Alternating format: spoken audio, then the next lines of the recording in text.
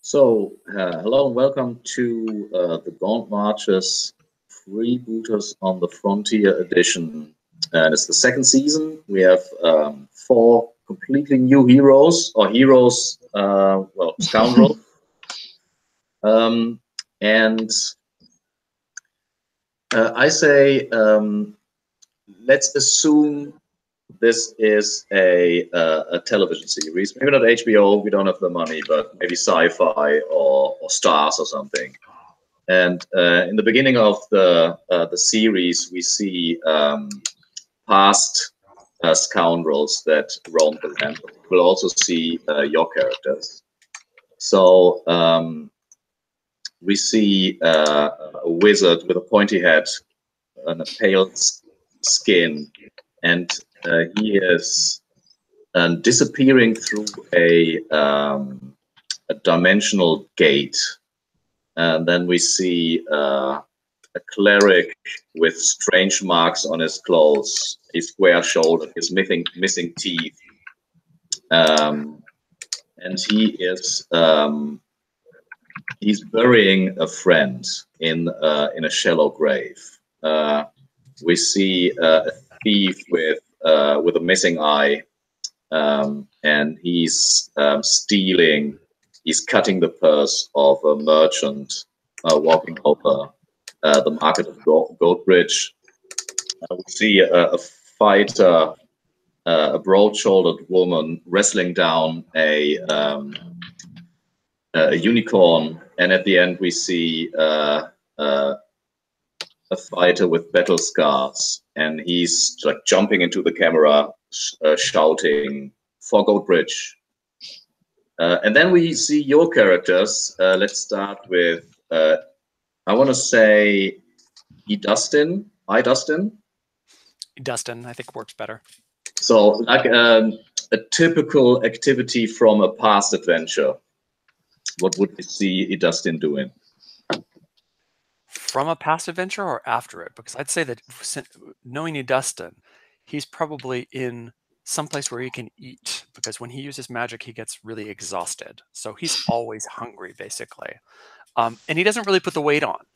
So he's a little thin, but he eats a lot and always wants to eat. So he's probably in, like, I guess the tavern's gone. So there's got to be someplace else that's been set up for it with a table, and he's got lots of plates in front of him, and he's just shoving food into his mouth in a very disgraceful way. And how would you describe his appearance? Like, he's thin? He's thin. He tends to wear a cloak and have, I guess it depends on how warm it is here, but he tends to have his arms covered, but he has tattoos pretty much all over his body, except on his face. And sorry, go on. So you have a staff or some other symbol of power? Well, the image is a little off as far as that goes. The power that he has an arcane orb. So I would assume that would be his focus. And do you carry the orb is probably most of the time in some kind of container, in a sack, or do you carry it around? Is it big enough to fit in your fist? Well, it weighs one weight, so I'm picturing, unless it's magically heavy, I'm picturing he probably carries it in like a something inside, like he'd have to reach in to get it so that it's relatively safe from thieves. And maybe it's the size of like a large marble, but just unnaturally heavy. And our next character is Bat Bayar. What would be an activity we see Bat Bayar typical? That's like, if you know the A team, then they would show the different in a typical activity. Yeah, the demolitionist is blowing something up. So Bat Bayar, you see her in kind of the savannah to the west of town, and she's like, she's got a small fire there. She's like chanting over the fire and like breathing it in deeply, breathing in the smoke. I mean, she's like old, frail looking, probably like 80 or so by our years. I don't know what that pans out to in the Gaunt Marches, but she's hunched over and she just looks wise. She looks like somebody you could trust. Although, if you're not watching carefully, she is also murderous, apparently. And then we have Hugo von Klingen. Yeah. What a typical activity for Hugo, like a scene from a past adventure. A scene from a past adventure? Well, for some weird reason, I have a jar of pickled monster parts. So that's my random item. So I suppose we see like a village hut in the far woods, and for some weird reason the like door burst open and Hugo just falls away, and he has like this like wiggling thing, and he tries to put it into the jar, and then the others, I don't know, burn the thing. I don't know if anyone can do that. Maybe we hired someone to like, and then we see like a wall of fire just hit the hut, and some old hut just burns. But he still tries to like put this like wiggling snaky things into the jar and just close it, and he stands up all in mud and, guys, I have it. Awesome. And then last but definitely not least, we have Nandor Nagi. Yes, I think we're seeing Nandor. He is standing, he has his armor on and his sword in his hand, and he stands triumphant on a pile of slain enemies, and he makes a gesture like that, and he looks very brave with his chiseled face and his really fancy mustache. And then everything goes a bit blurry, and then you see Nandor sitting in a tavern and really telling it to the people and making this posture. And next to him there is a woman, maybe. She looks very skeptical and like that's not how she remembers it. Awesome. So we want to start the game more or less in medias res. So to get a little bit of context, it is the 9th month. It is like late summer, autumn. I want to say there's this golden tone in the in the air. The sun is rather low, and all colors are more vibrant. The trees, the leaves on the trees are orange and red. And you have returned from an adventure. So you guys know each other.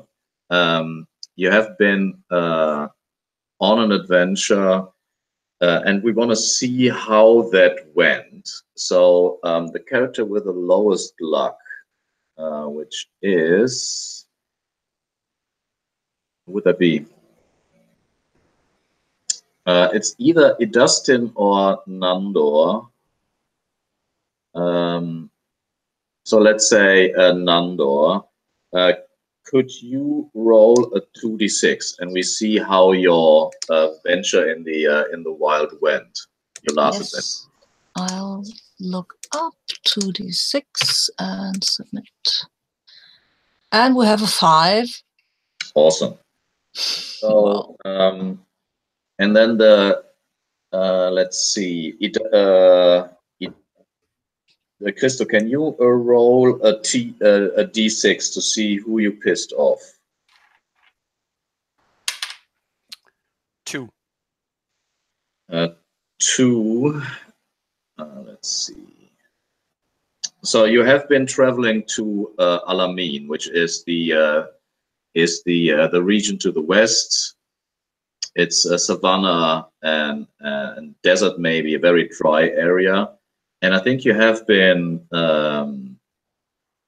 probably looking for like a temple or something, but couldn't find it. You ran out of food, and frustrated, you went back. And let's see.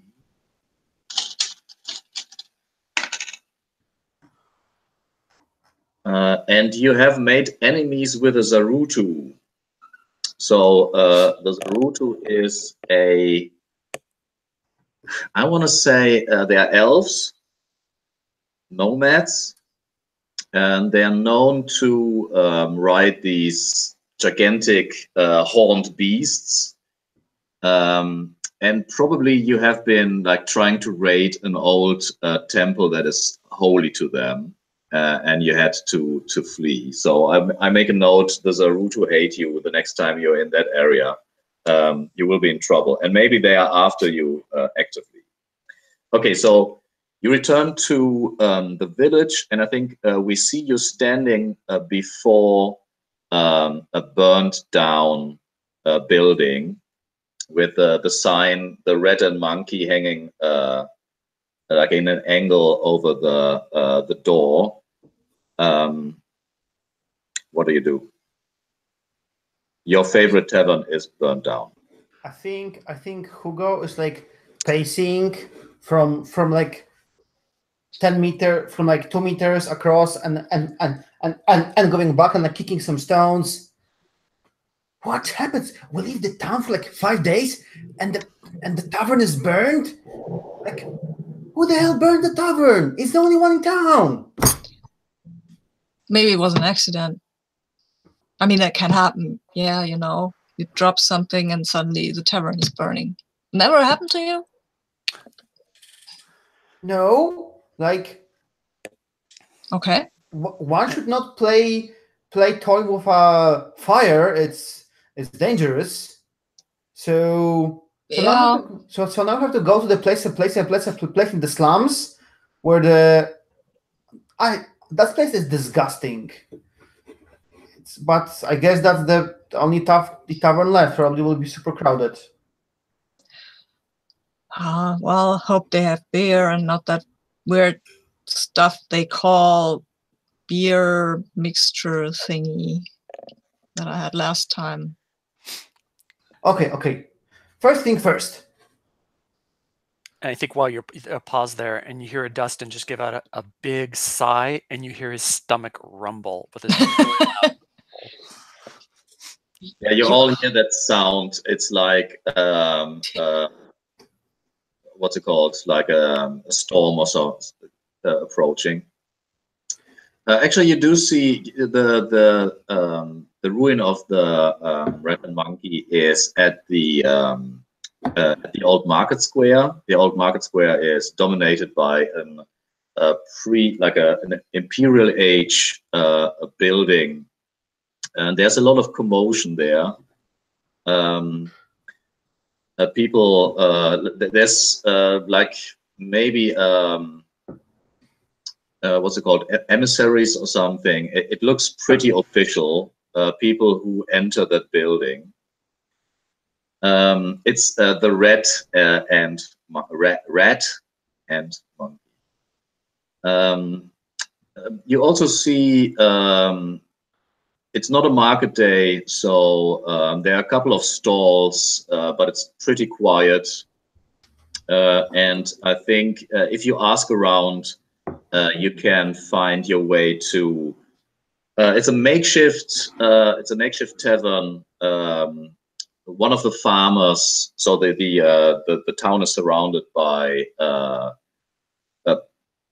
peat farmers, and on the land some grow grains, and one of the barns has been opened as a makeshift tavern. And I think we cut to that scene. You sit in the tavern outside the barn. It's there's maybe some kind of tarp or something hanging over you to shield you from the elements. And I mean, you could ask people in the tavern for interesting information, or you can walk over the market to talk to people. What would be the first thing you do? I'm sorry. Are our characters aware of what is written in job opportunities, or not so much? The stuff that everybody in town knows that the apothecary is looking for specimen. Everybody knows that Jasmet, this weird lizard person, is like or they have been in town for, I don't know, maybe a month, and trying to persuade adventurers to follow them to the dragon. All these information, the job opportunities are known to everyone. I suppose as we are like eating something and drinking something which resembles a beer, Hugo would look at Idustin, who probably like eats like his third plate, and he would comment, "Well, Idustin, we need your trusted face once again. You look always like the nice guy to talk to. Why don't you go and ask the mayor? I heard that he has some problems. Maybe he will be willing to throw some coin for some people to help him solve his problems. And in the meantime, I will go and I will sell this, and I just have this like jar with some thing inside, and I will go and convince the apothecary that this is some rare monster and that it's worth 1,000 coins, so we can equip ourselves for next journey." Okay, out of character, you do realize that Idustin has a charisma of 4. Of course. Totally. Okay. I was just checking. So you're setting Idustin up. So what is Batbaya doing? Also. Oh, I'm jumping in that conversation, and I put a hand on Dustin's shoulder, and I say, I'll go with him just to make sure everything goes smoothly.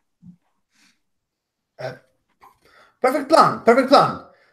Nandor, why don't you go with me to the apothecary? We can always say that you slew the beast, and that's the remaining, and I was just there, and it will be, you will give some truth to my obvious truth that this is some rare beast. Yeah, okay, I'm coming with you. I think I can tell them a story that they will believe.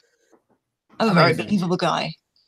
Amazing. You are so great, and I'm just like, even sitting, I have to like look up to talk to you. Yeah. So we follow Idustin and Batbaya to the market. You can stroll over the square. The commotion in front of this imposing building has settled down. There are a couple of oxen, and there's a weird carriage that has no, there doesn't seem to be a beast of burden or something pulling it. It has been like lackeys that carried it for once, who stand outside next to the. How do you call that if people carry someone through the? Like a litter? Yeah. Or is it called a palanquin? Palanquin sounds awesome. But it's covered. It's not open. It's really like a box that they carried. And you do see some herb sellers that have like spices and poultices. There's a stall, not a stall, but there are a couple of dwarves who have like a donkey, a pretty rancid-looking animal, and a cloth on the ground, and they seem to sell ingots. A couple of hunters who sell furs. And I mean, who does the talking? Is it the charismatic Idustin, or is it the witch? Yeah, we didn't really give ourselves very many good choices here. Yeah, I'll do the talking. I wanted to know about the was there symbols or anything on that cart or the palanquin? Yeah, on the palanquin there is a crest, and it looks like I want to say it's an eel, which is like what's it called? Like wiggling around a spear. Okay, cool. would our characters recognize that, or do I need to roll for it? Or Yeah, you would say that this is definitely from Eilton. There's a symbol from Eilton, some kind of official, somebody in an official capacity. yeah. And you're talking to an herb seller, and she says, "Yeah, they come here because it's autumn, and they think we're rich or something. But I don't know. I just want them to go." And you can also roll on the. You can roll a D20, and you get a bonus random rumor from her. Sure. I got a 20.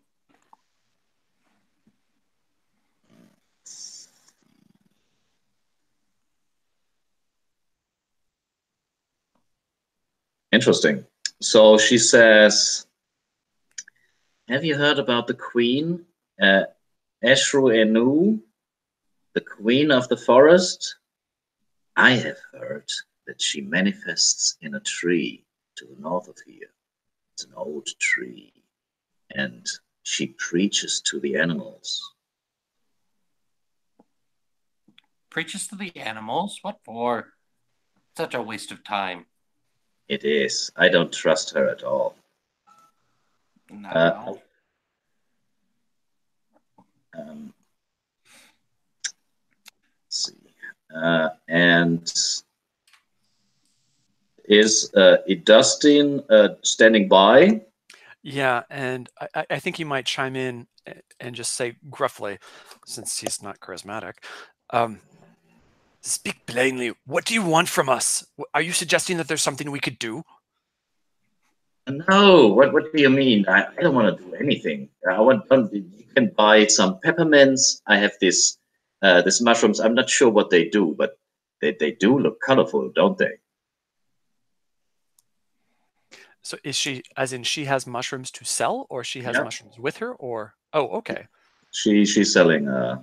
She's selling. There's a lot of there's dried leaves hanging from the stall. There are these boxes with freshly harvested mushrooms. There are some peppers hanging from the stall. She has a couple of interesting herbs. It's a very kind offer from you. We're actually here. We've got a meeting with the mayor, and we'll just start heading up the steps of the official building. And cool. Let's cut to our other heroes, Hugo and Nandor. You're standing in a it's another nice building at the market. When you enter, you realize that everything is incredibly clean. There, the wooden floor has been scrubbed. There's no speck of dust. There's a counter with a brass scale. There are these shelves with neatly arranged glass jars. Some of them look pretty similar to your jar, Hugo. And there is a let's see. There's a white-haired man standing behind the counter. Let's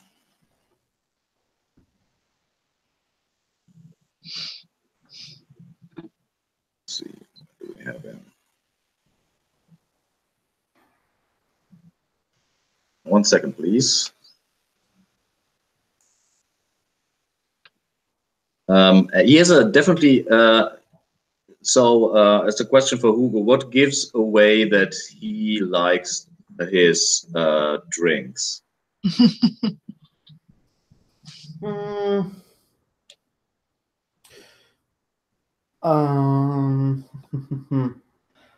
I guess just next just next to the counter on the wall, he has like a little shelf with always handy some bottle of brandy or something else, so that he can sit behind the counter, have everything, look on everything, and then just like grab something and put it back. So yeah, so he also has like a weird construction on his nose, some kind of wire and lenses in them on his hooked nose, and he says, "Yes, please. How can I help you?"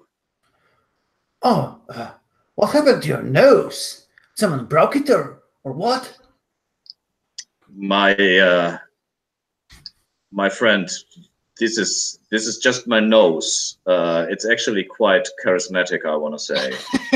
And this thing, does it help you breathe or what? And Is it magic? Is it magic?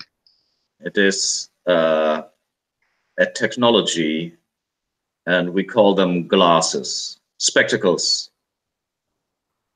Okay. But you're not here, I assume, to insult me. no, good Not sir. yet? I was merely curious because, well, this looks like nothing compared to what I'm going to present you with.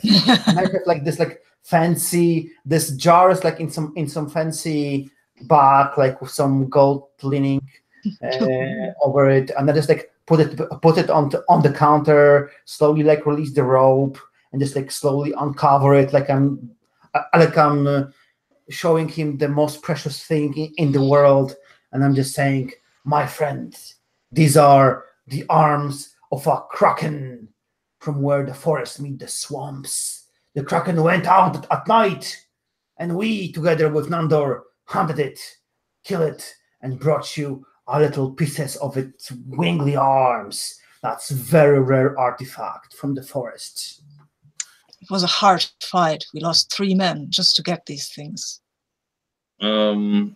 So Dr. Nandolny looks very skeptical indeed.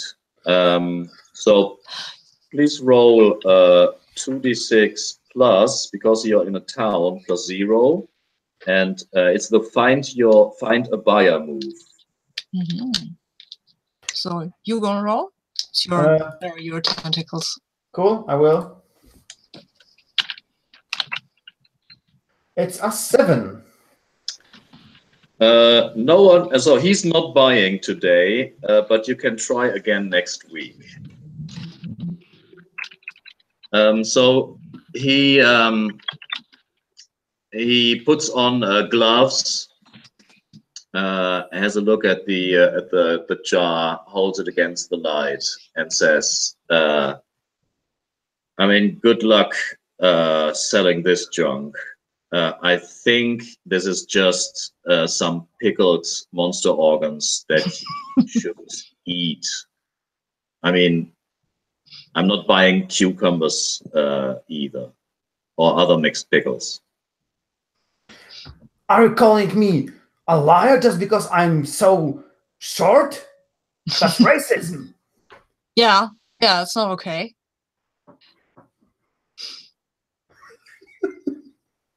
Probably this thing on your nose prevents you from seeing truly the glory of these kraken parts.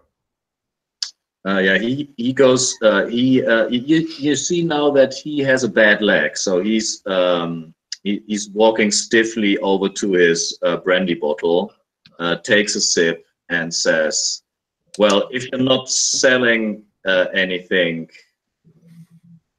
and he lets the rest of the sentence hanging in the air. "Or buying." Well, my friend, if you are not buying this thing, I'm pretty sure you will be able to find a buyer within the next 5 minutes. If you will decide to change your mind, run behind us on the streets. And he will just like angrily pack the jar back into the bag and attach it. And Nander, we are leaving this horrible place. Mister, you are losing the opportunity of a lifetime. Oh well. And Nander shrugs and then he leaves with Hugo. Let's cut back to the scene at the mayor's house. It's you want to go to the mayor? Is that the plan? Well, Yeah, I think so, isn't it? Because that isn't the idea that the mayor has a job for us, something to do with a troll.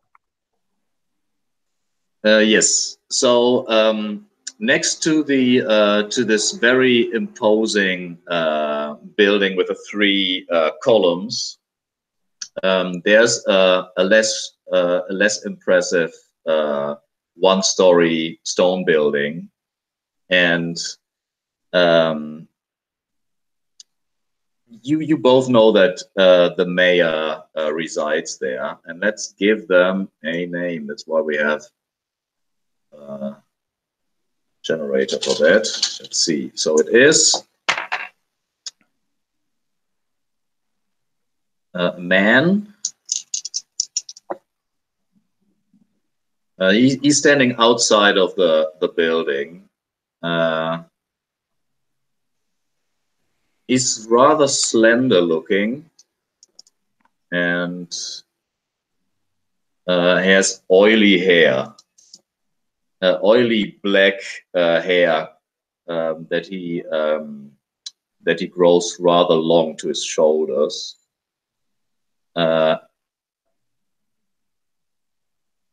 And you walk up to him?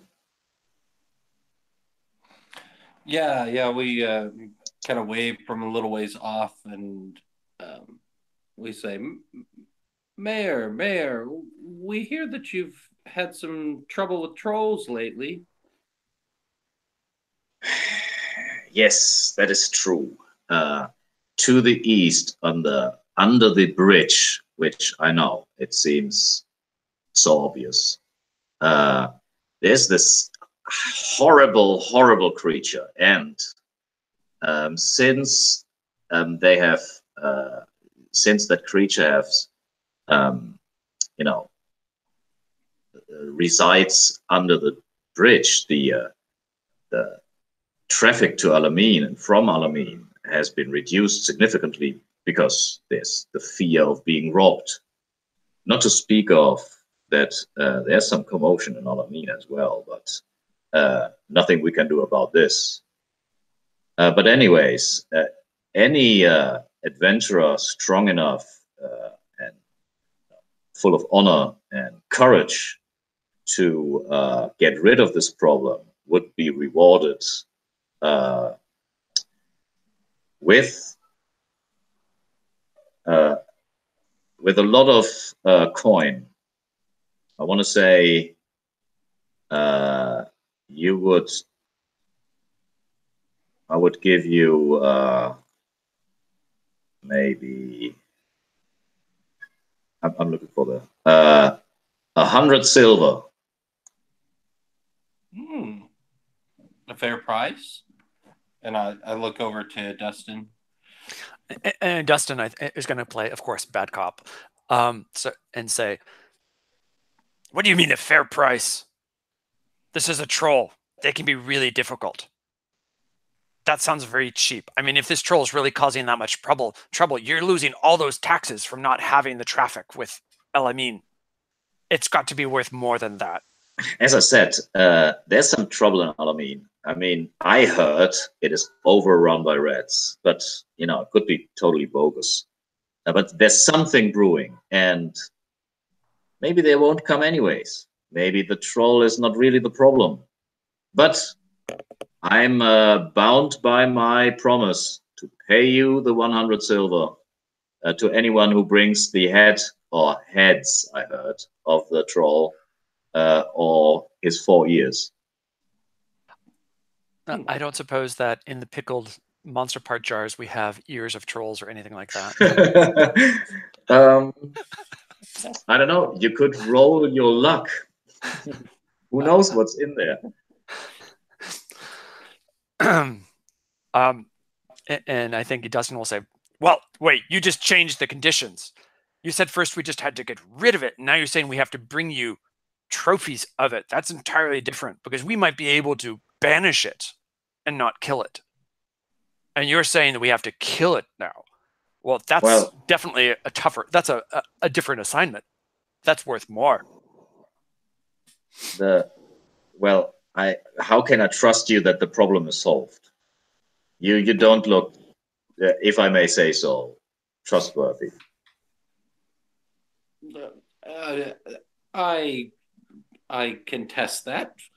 I am a representative of the Zarutu, and you have had good relations with them forever, and so have I until recently. And I'm going to shoot a very mean look at Dustin. I hold him accountable for the nasty run-in we had.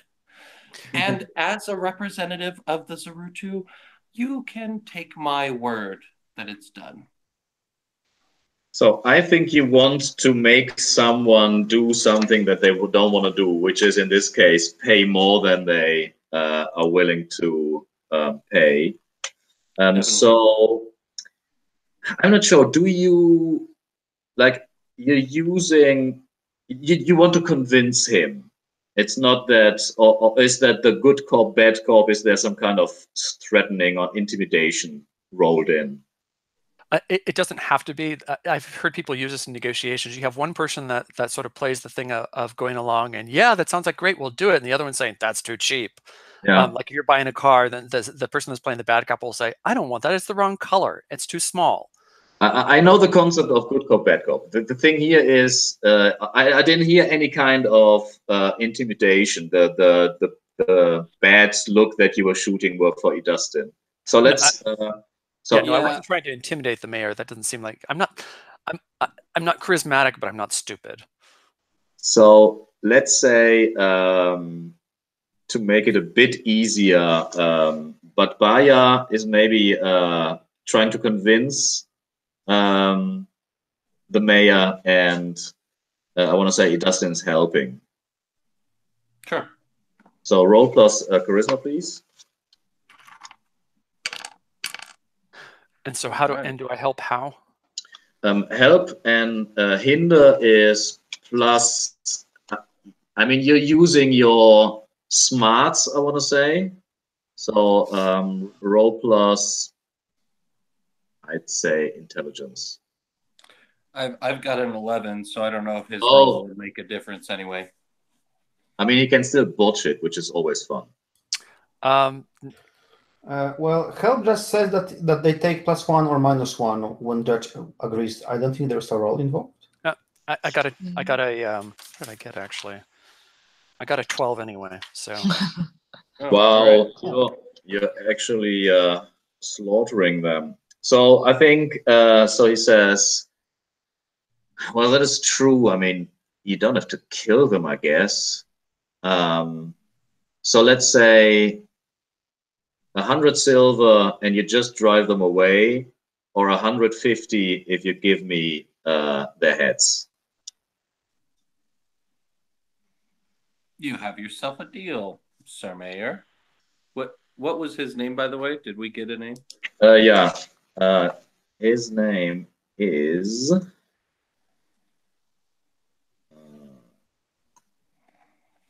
name was Istvan Toth. Istvan is I-S-T-V-A-N and Toth is T-O-T-H. Awesome. Thank you.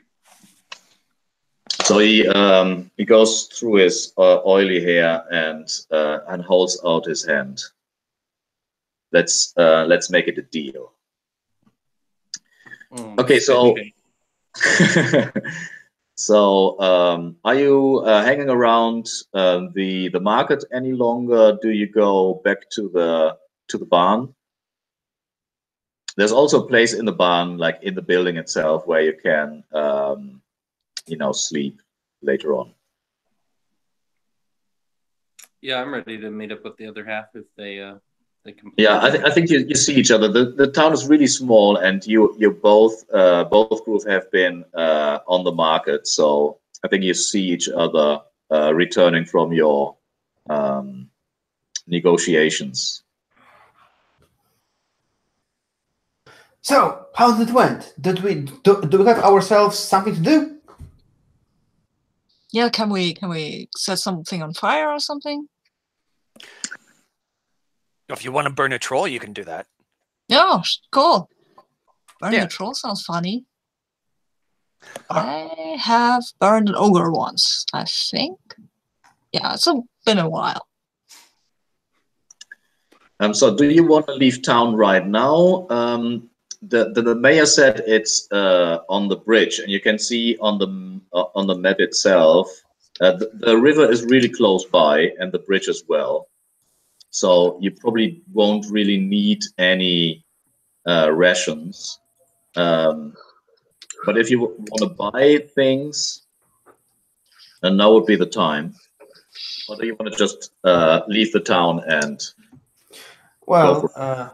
Well, Hugo wouldn't be a good scoundrel if he didn't put some thinking in first. So he thinks, troll. What have I heard about a troll? I heard they don't like fire, so maybe we should take a torch or something.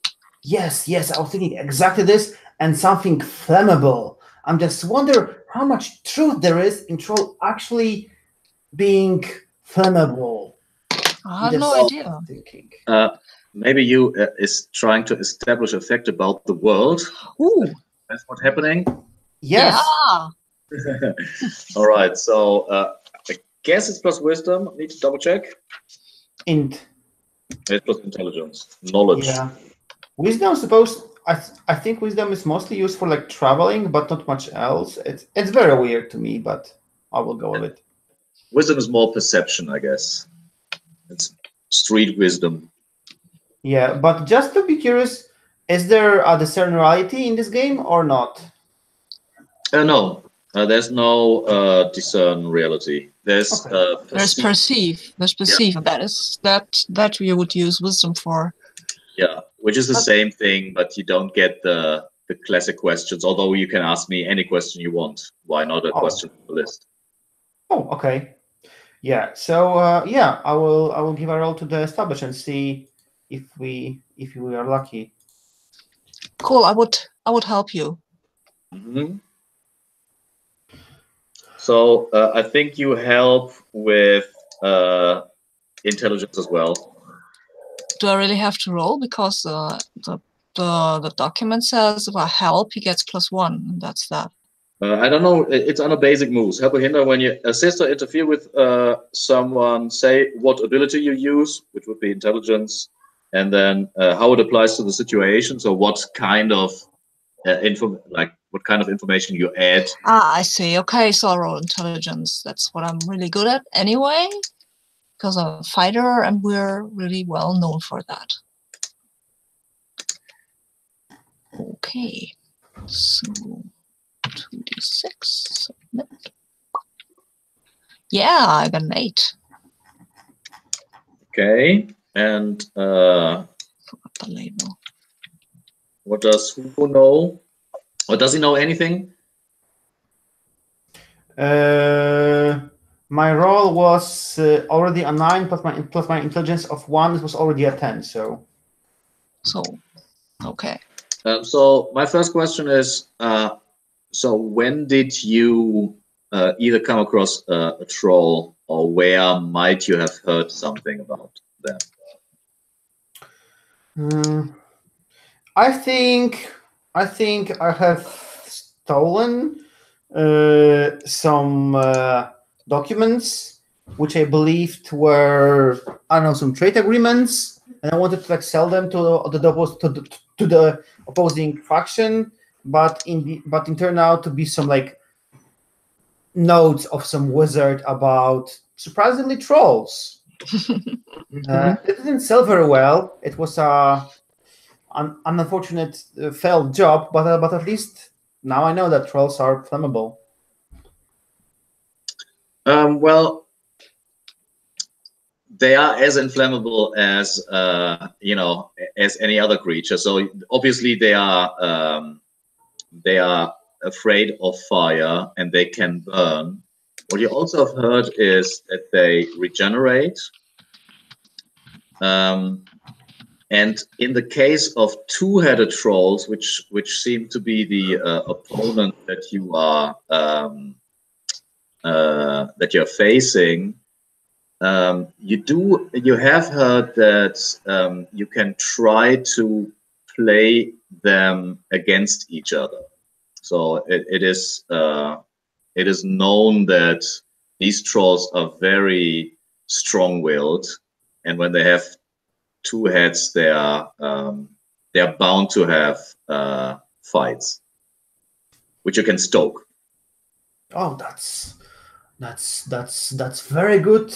That's very good plan, my friend Nandor. If we are able to sow some discord between the two heads, then there will be an easy prey. But let's look for something flammable and take it just in case. Yes, just in case. And I'm pretty good at sowing discord. I think I once met two sisters, and I really.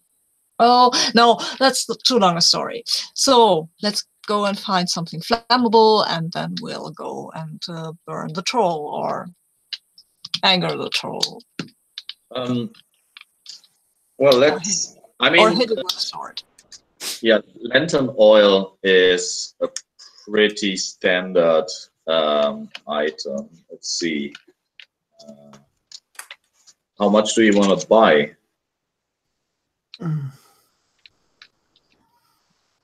Well, yeah, I can carry it. Yeah, I think it's weight 1. Mm-hmm.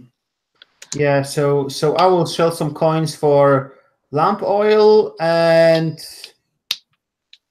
a tinder box. Do you want some torches as well? Yeah, I don't know if we have any other way of lighting it if we don't have a torch. Yeah, so let's take torches and tinder box and lamp oil. So I'll carry the torches, maybe. Okay, so you want me to take the lamp oil? If you can carry it, yeah. Yeah. Yeah, however, looking into his almost empty coin purse, Hugo says, but I'm going to be recuperated extra from my expenses. This is not a charity organization I'm running. Sure, of course.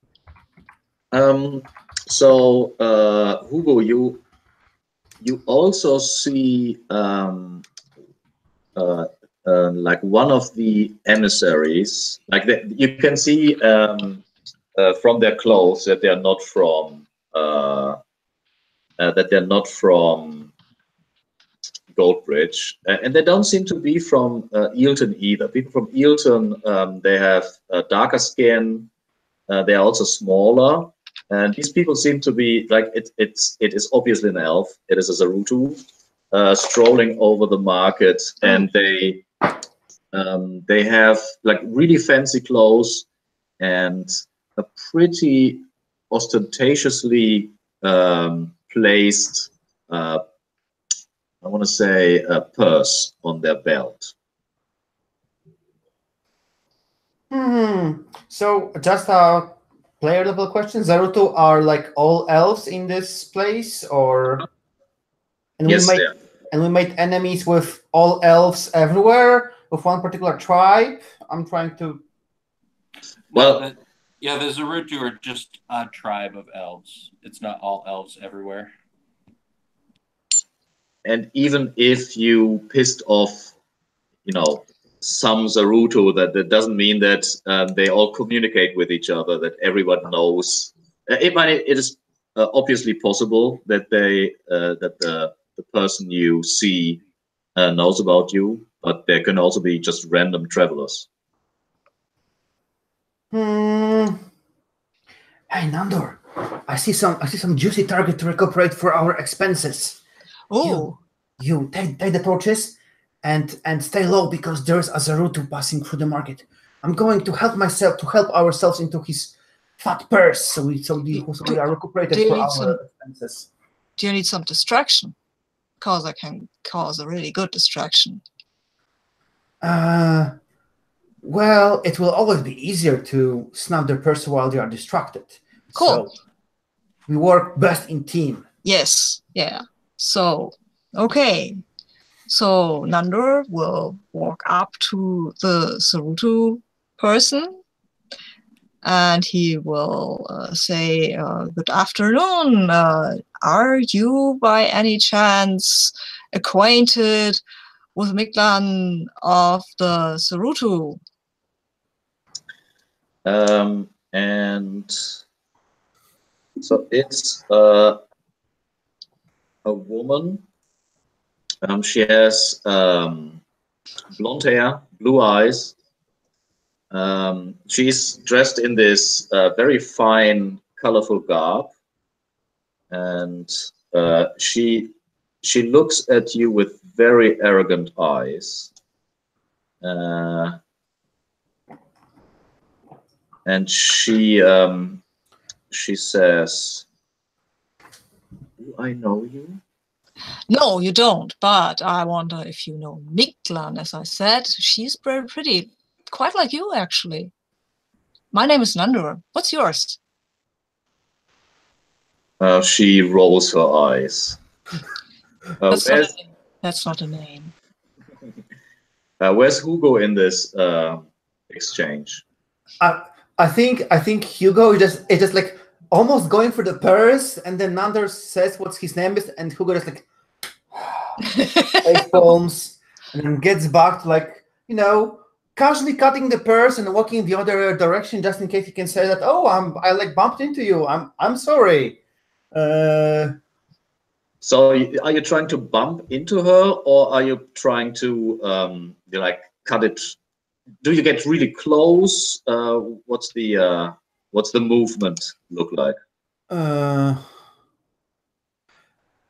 I'm going to lean in. I have no idea how pickpocketing works. I'm going to lean in into what Assassin's Creed showed me. So you have to like kind of like bump into the person a little bit so that to hide, because you know it's like magic. You bump into someone and they think you bump into them and they just don't pay attention that you actually cut off something and walk away with something, and you just say, oh, sorry, it's so crowded, and you just turn and go into the other direction, and they just, you know, are distracted by you bumping them rather than just, you know, feeling that you are cutting something from their belt.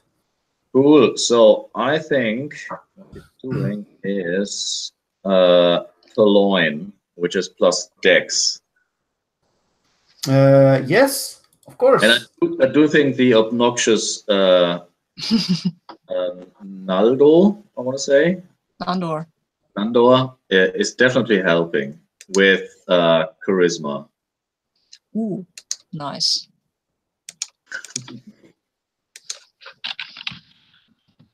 So I have a question. Like, I don't like asking for the rules, but the way I read help move, it says, when you assist or interfere with someone, explain how you help or hinder. If the judge agrees, they take +1 or -1, your choice.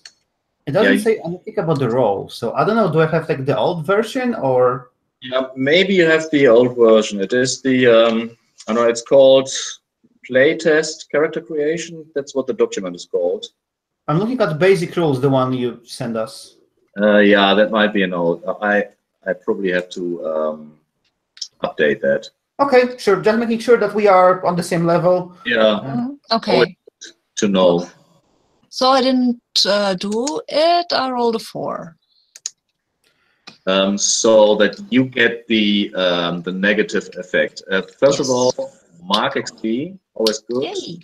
Yay! Where do I mark XP on my sheet? Maybe some place XP. It's next to the coin. Ah, I see. You just need 15 for the level up, so you can just like mark like first of the 15 or something. Ah, okay. Good.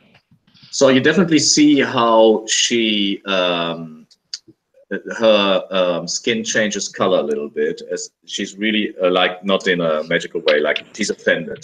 She gets a red head, and she's about to strike you or something. And then Hugo, what is your role? So actually, if Nandor didn't interfere, it would be a 10, but now it's a 9. So Maybe No, our I don't think that. I don't think I give you a -1 for the failed roll. I didn't want to hear you. No, the fighter gets the negative consequences. Oh, but okay. Oh, okay. I thought that you use this consequence to give me -1. Then I have a 10. I'm fine anyway. Just both of them are yeah. fine. So I think actually maybe the helping went a bit too well. So she is taller than you, and she's definitely stronger than you. Although, I mean, you're probably strong as well. So she stands before you, putting her left hand on her hip, and tries to smack you over the face, while we see Hugo very elegantly cutting the purse, and I don't know. Do you disappear in the crowd like in Assassin's Creed, or do you stand there to look at what's happening? I have a question, because part of chaotic means that I have to destroy a symbol of the order. Are we meaning like symbol of a law, or I don't know what will be in this world symbol of the order to fulfill my chaotic nature? Any kind of like a symbol of culture, of civilization. Burning building is perfectly fine. Well, didn't you say this was a zarutu, maybe emissary or something like that? So in effect, you are attacking a representative, maybe of a government. Yeah, that's what I'm like curious. Is her clothes a symbol of the order? Is she like a person of that symbolizes the order, something like this? I don't see that, to be honest. Okay. Maybe you can scratch, like paint a dick or something on the side of this carriage or something. That would. Yeah, she's trying to hit you. What do you do? Oh well, she's a woman, so I'm not scared, I guess. No, I won't. I won't go into a fight with her anyway. So I let her hit me, and then I tell her that she hits like her little brother. Very well said. She actually she stands there and musters you. Like she looks at you now a bit closer than before. Do I know you? Maybe I do know you. Maybe you do know me. I'm pretty famous. You've been in Alamein lately? Look, why don't you think about it, and once you remember, you can give me a call. And I wink at her, and then I move away. Yeah, we like the camera stands on her for a minute, and she puts her hand on her chin and she makes a thinking face. And in the background, we see Hugo is pouring like half of the oil they just bought on the carriage. Unless it's like heavily guarded, he just like pulls the oil, starts the fire with like a tinderbox, and just like runs away like a little kid, as probably the people are looking. Oh my God, something's on fire! Hold on. I think this is a great moment to maybe may have a break, and we go back to that moment of chaos, because I feel that there has to be at least one role. Definitely. And maybe we can bring the other guys as well, so that we all get this experience. Awesome. So I'll see you in 5 minutes. Is that okay? Sure.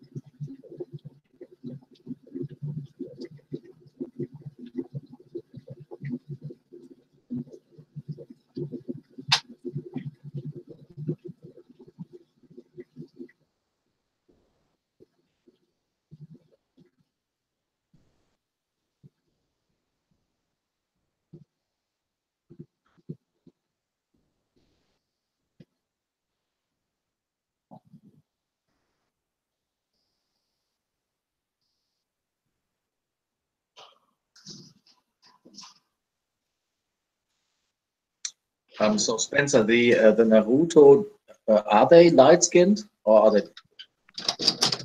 I don't think it was ever determined. I know we talked about them being dirty, but those were kind of the scavenger ones. So yeah, we never said what color skin they had. So the litter is from the south, is from Hilton, and Yeah. Litter could be a scout. I mean, she's probably some kind of, I don't know, either a chief or a priestess or something.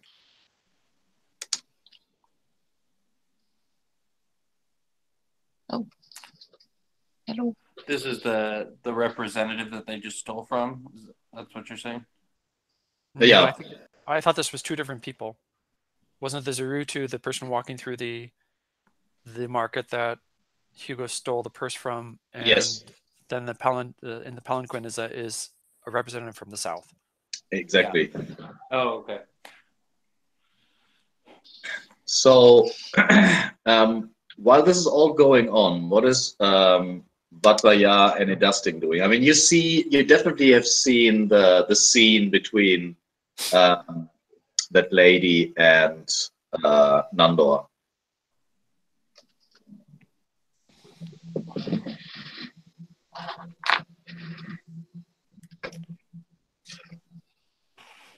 I mean, do you? Oh. Yeah, I don't know what I'm doing. You got any ideas, Dustin? I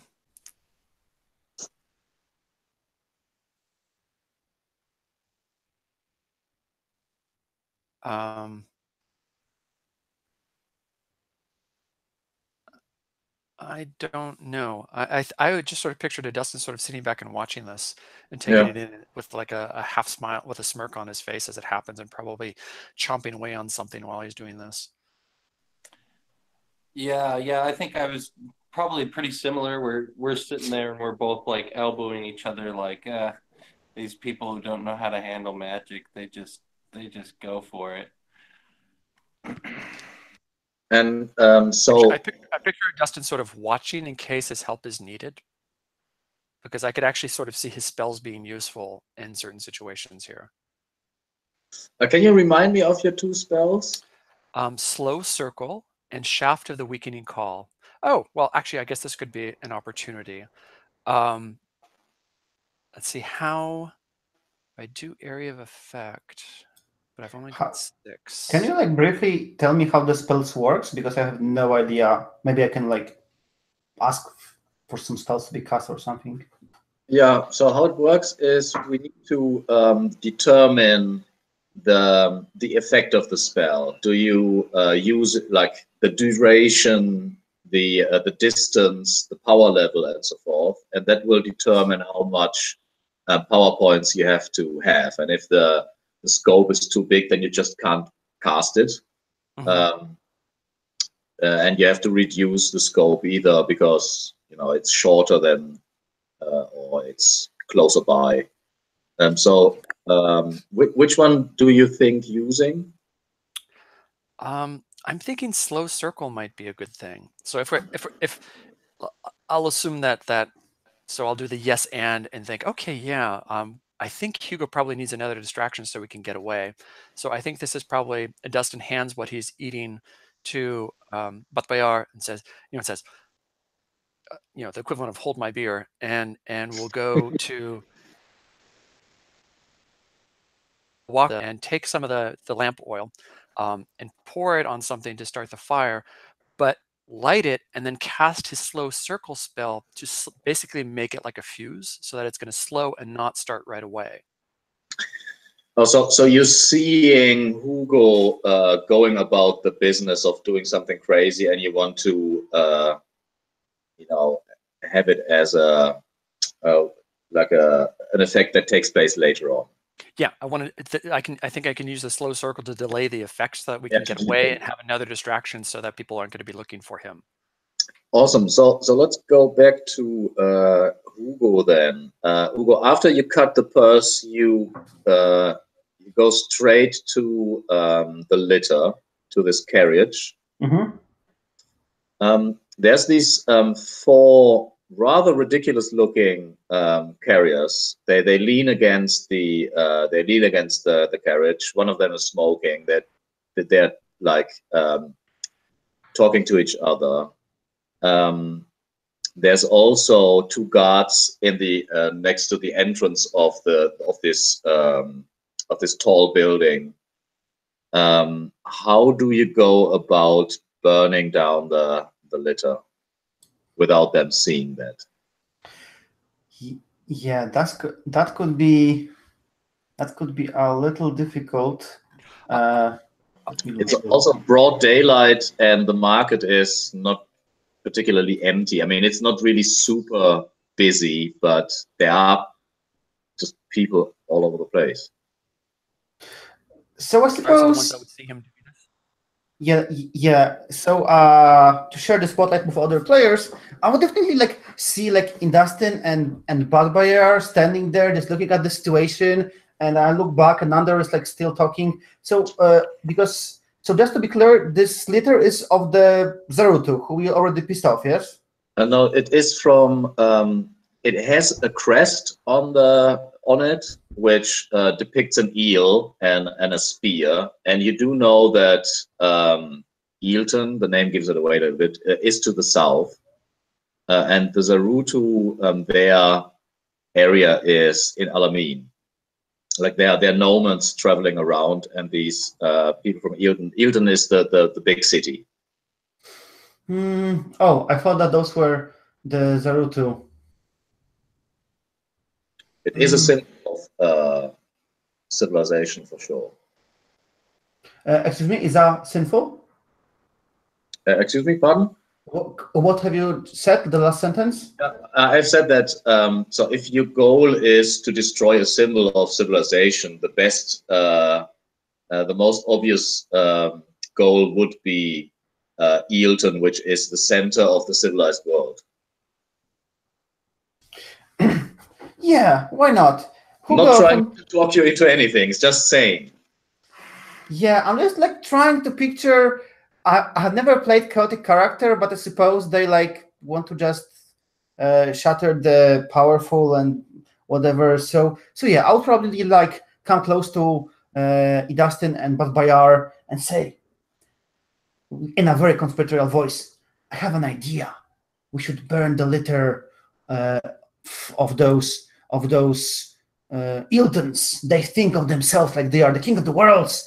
We should burn their litter and send them a message that they are not.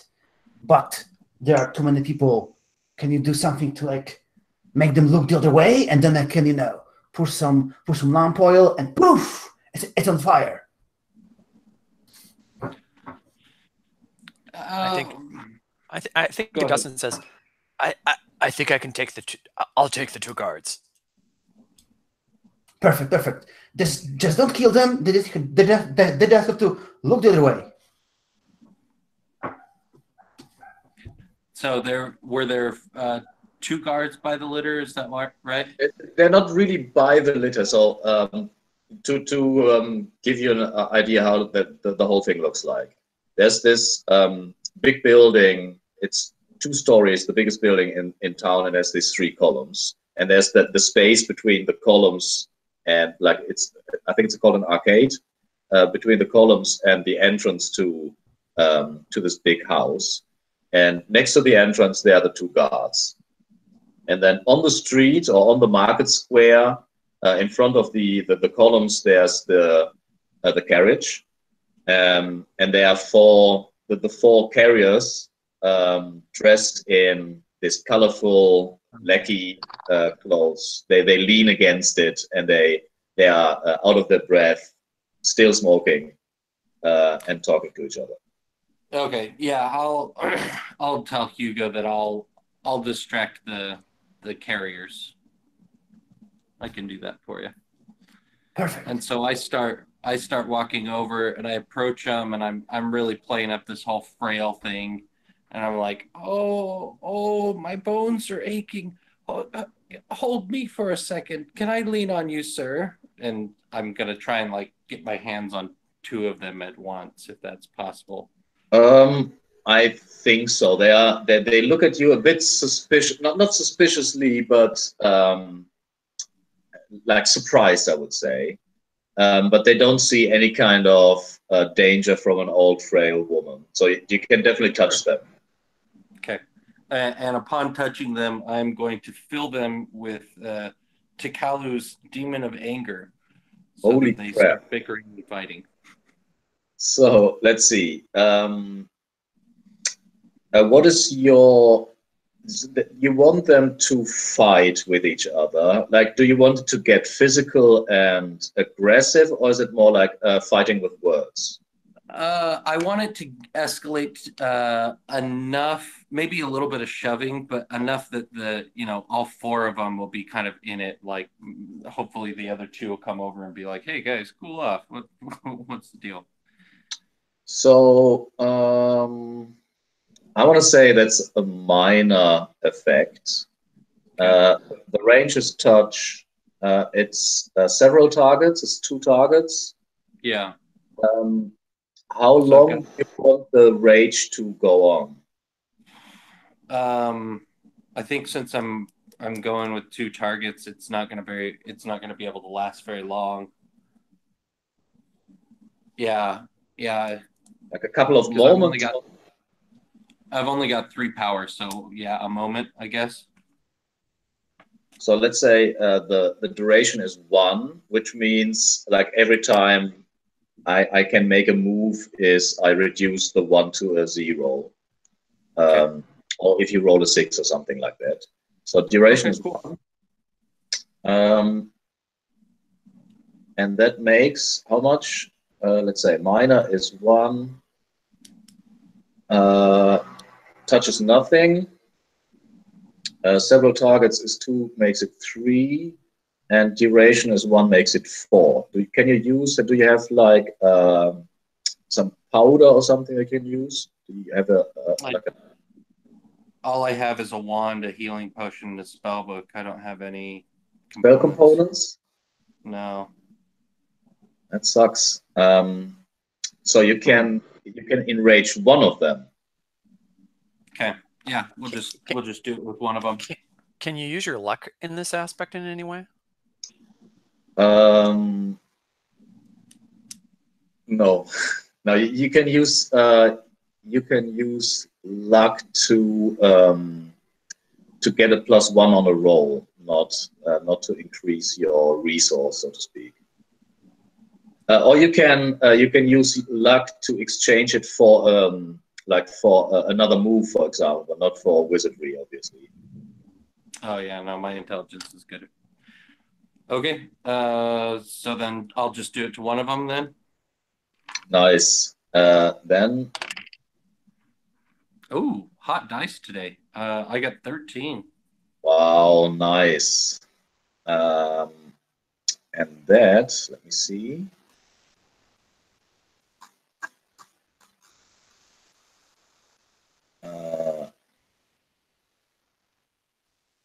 It does exactly what you want. So I think you like there's 2 guys. Which one of them? One of them is leaning against the carriage and smoking, and the other is like crouching on the floor and leaning with his back. Which one of the 2? Yeah, I'd approach the one who was smoking since he's standing, and I'm leaning on him to rest my old bones. And how does it look like the angel? What is a demon of anger?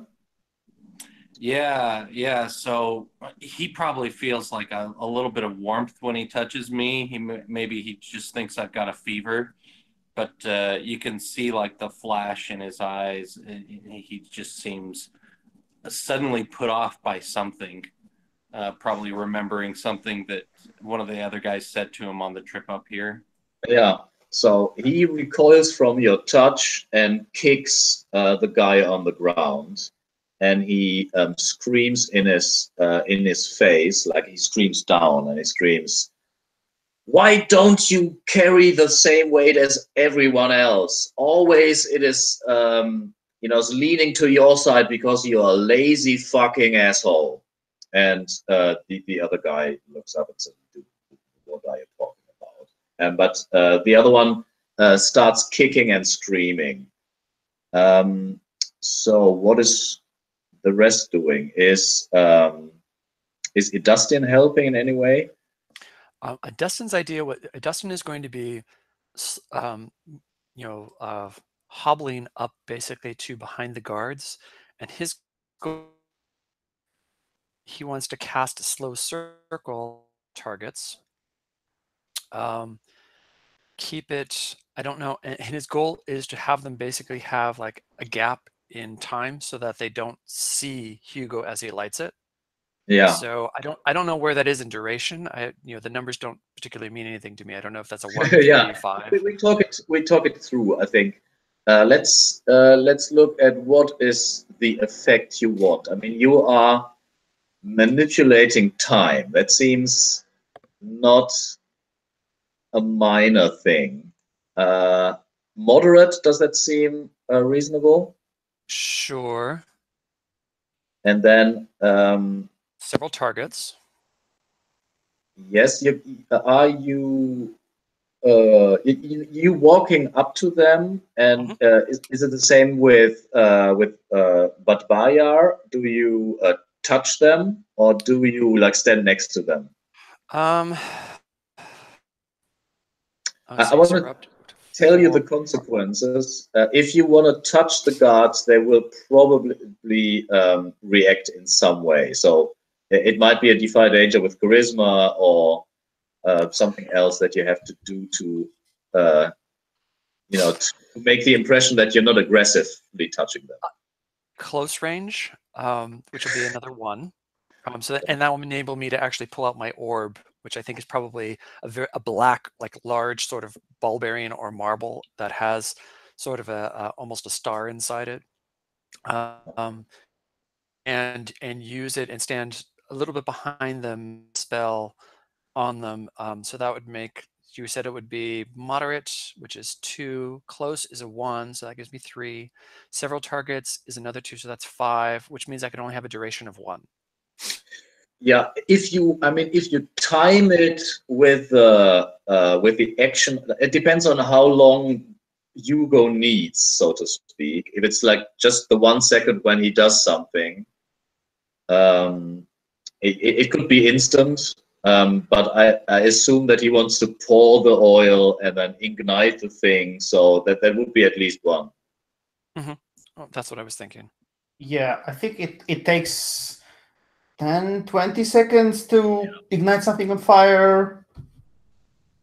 Yeah, awesome. So you walk up, you pull out your this strange dark orb, and let's have a cast a spell.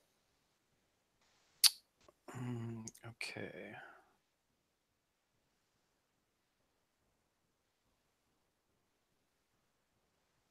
Ooh, that didn't go well. So that's, let's see, that's a 5 plus, what do I add to it? Plus my int, so that's plus 3. Oh, so that's an 8. Okay. So on an 8, the cool thing is there's the 8 is purity. The spell works as intended, but you forgot it and may not cast it again until you rememorize it. That's okay. Could have been worse.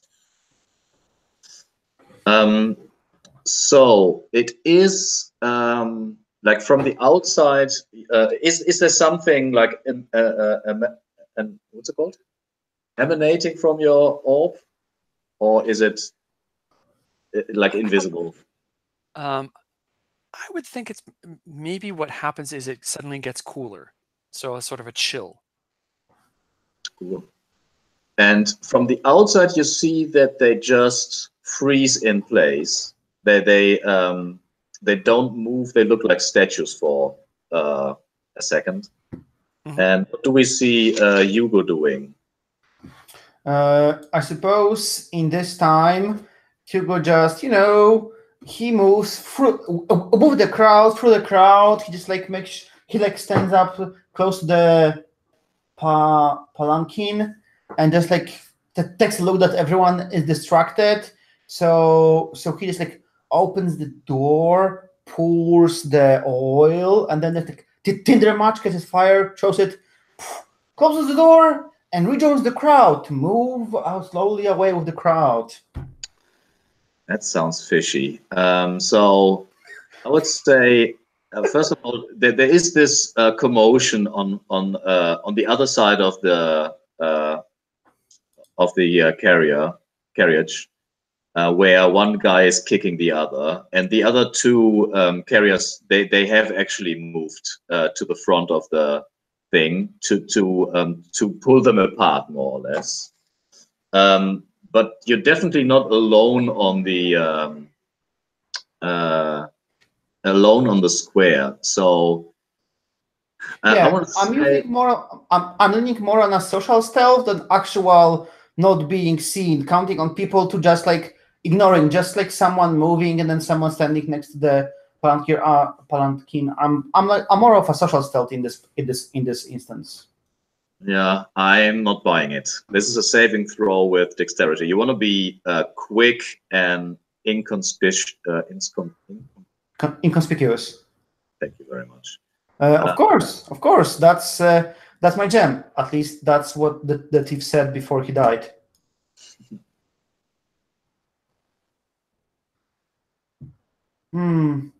Strange. The same dice. I'm going to reroll them again because.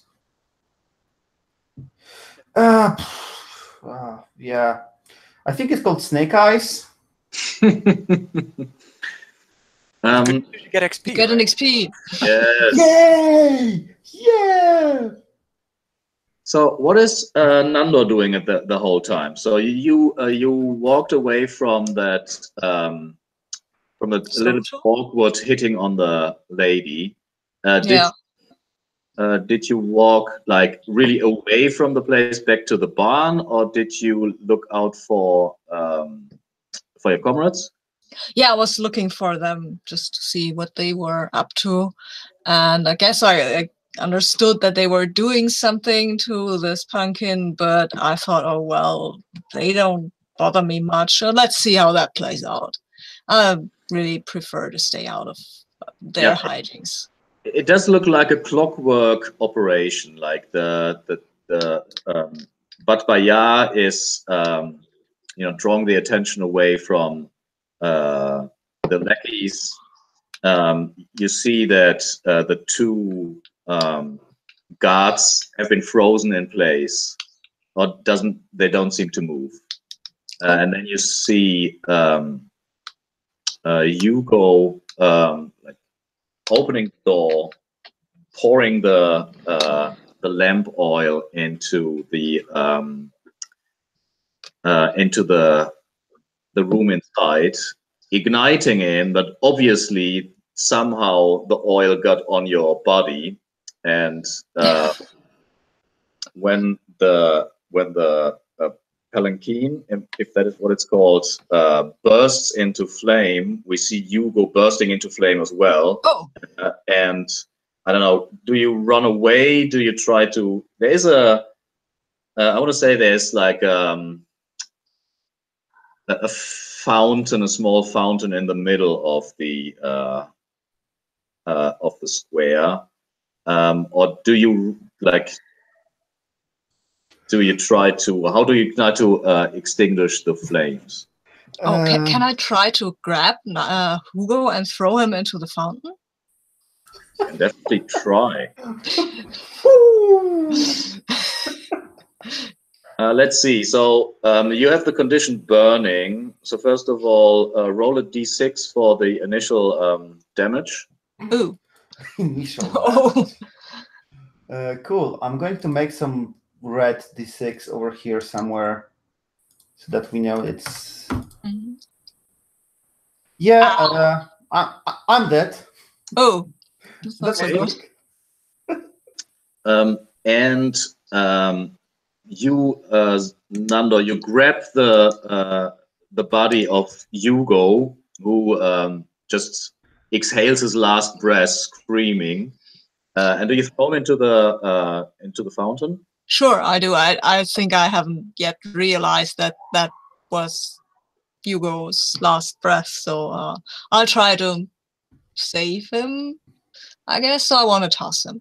Yeah, so there's obviously a huge commotion. People streaming out of the building. Other people from the fountain, they take buckets to extinguish the carriage. And Hugo, you're lying, or your dead body is lying in the fountain, and we do, like, Nando is taking care of you, and that does trigger the move Bite the Dust. So let's see. You roll a the dead body of a compatriot around to see if they still live. And that is nothing, I guess. It's plus luck. Oh, it's plus luck, obviously. It's plus luck. Yeah, so I got an 8 on this one, which is you are alive with 1 HP, but choose 3 from the list. Okay.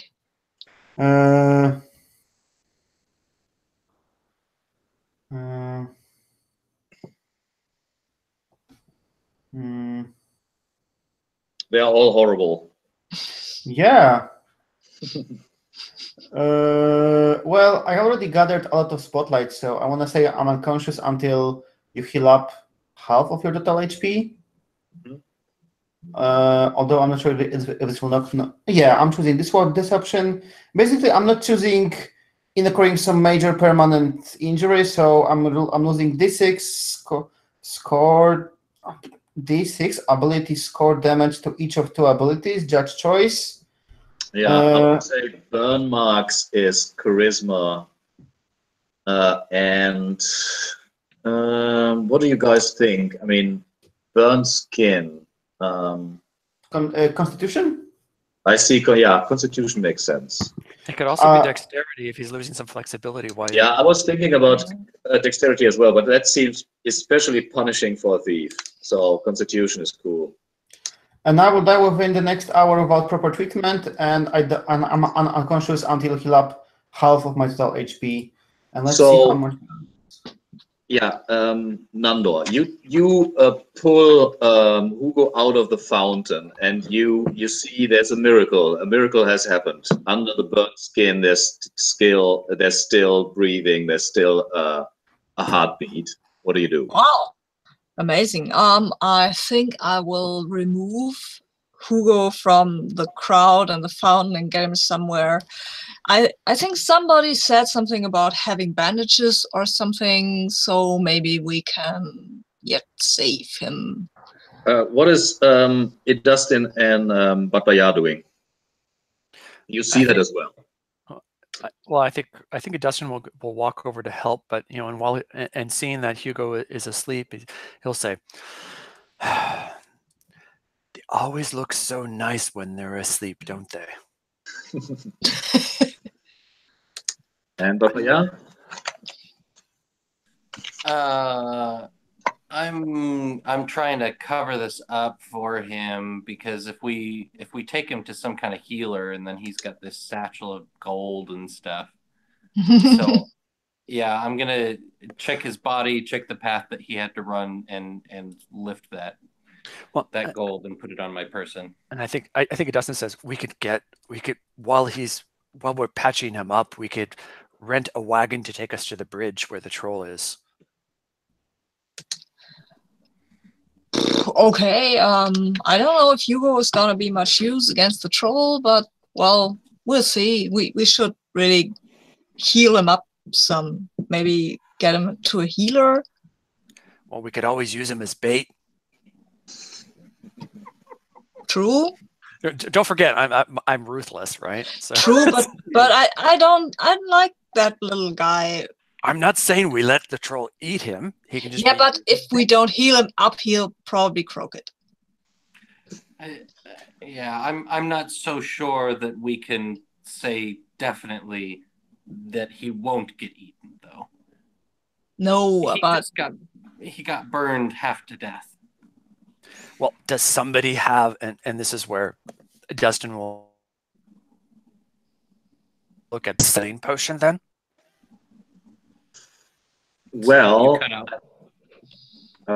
I know for a fact that Hugo has 6 bandages, so maybe we can just bandage him up.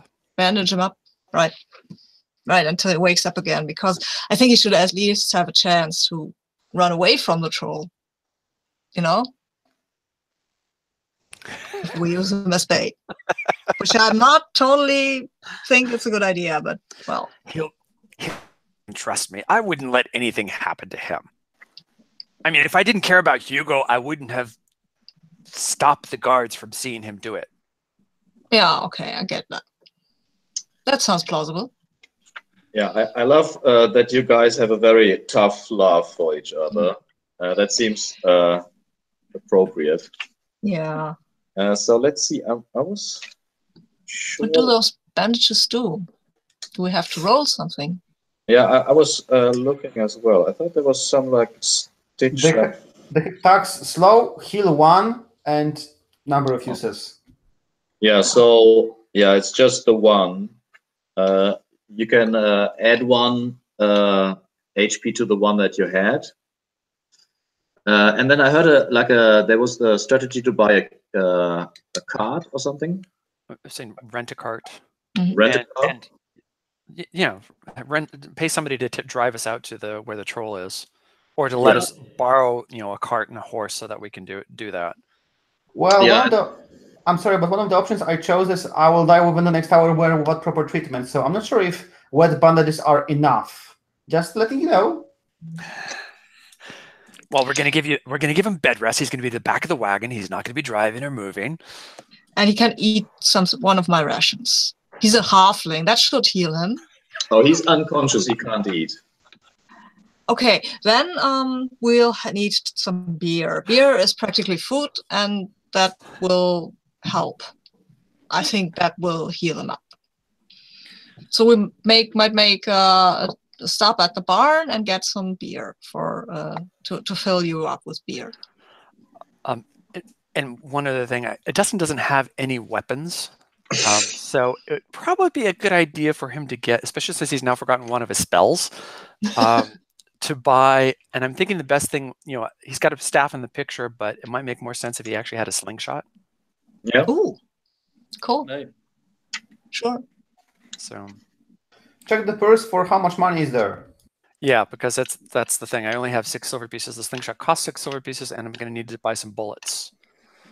Yes. So let's have a look what the Zarutu lady actually had on her.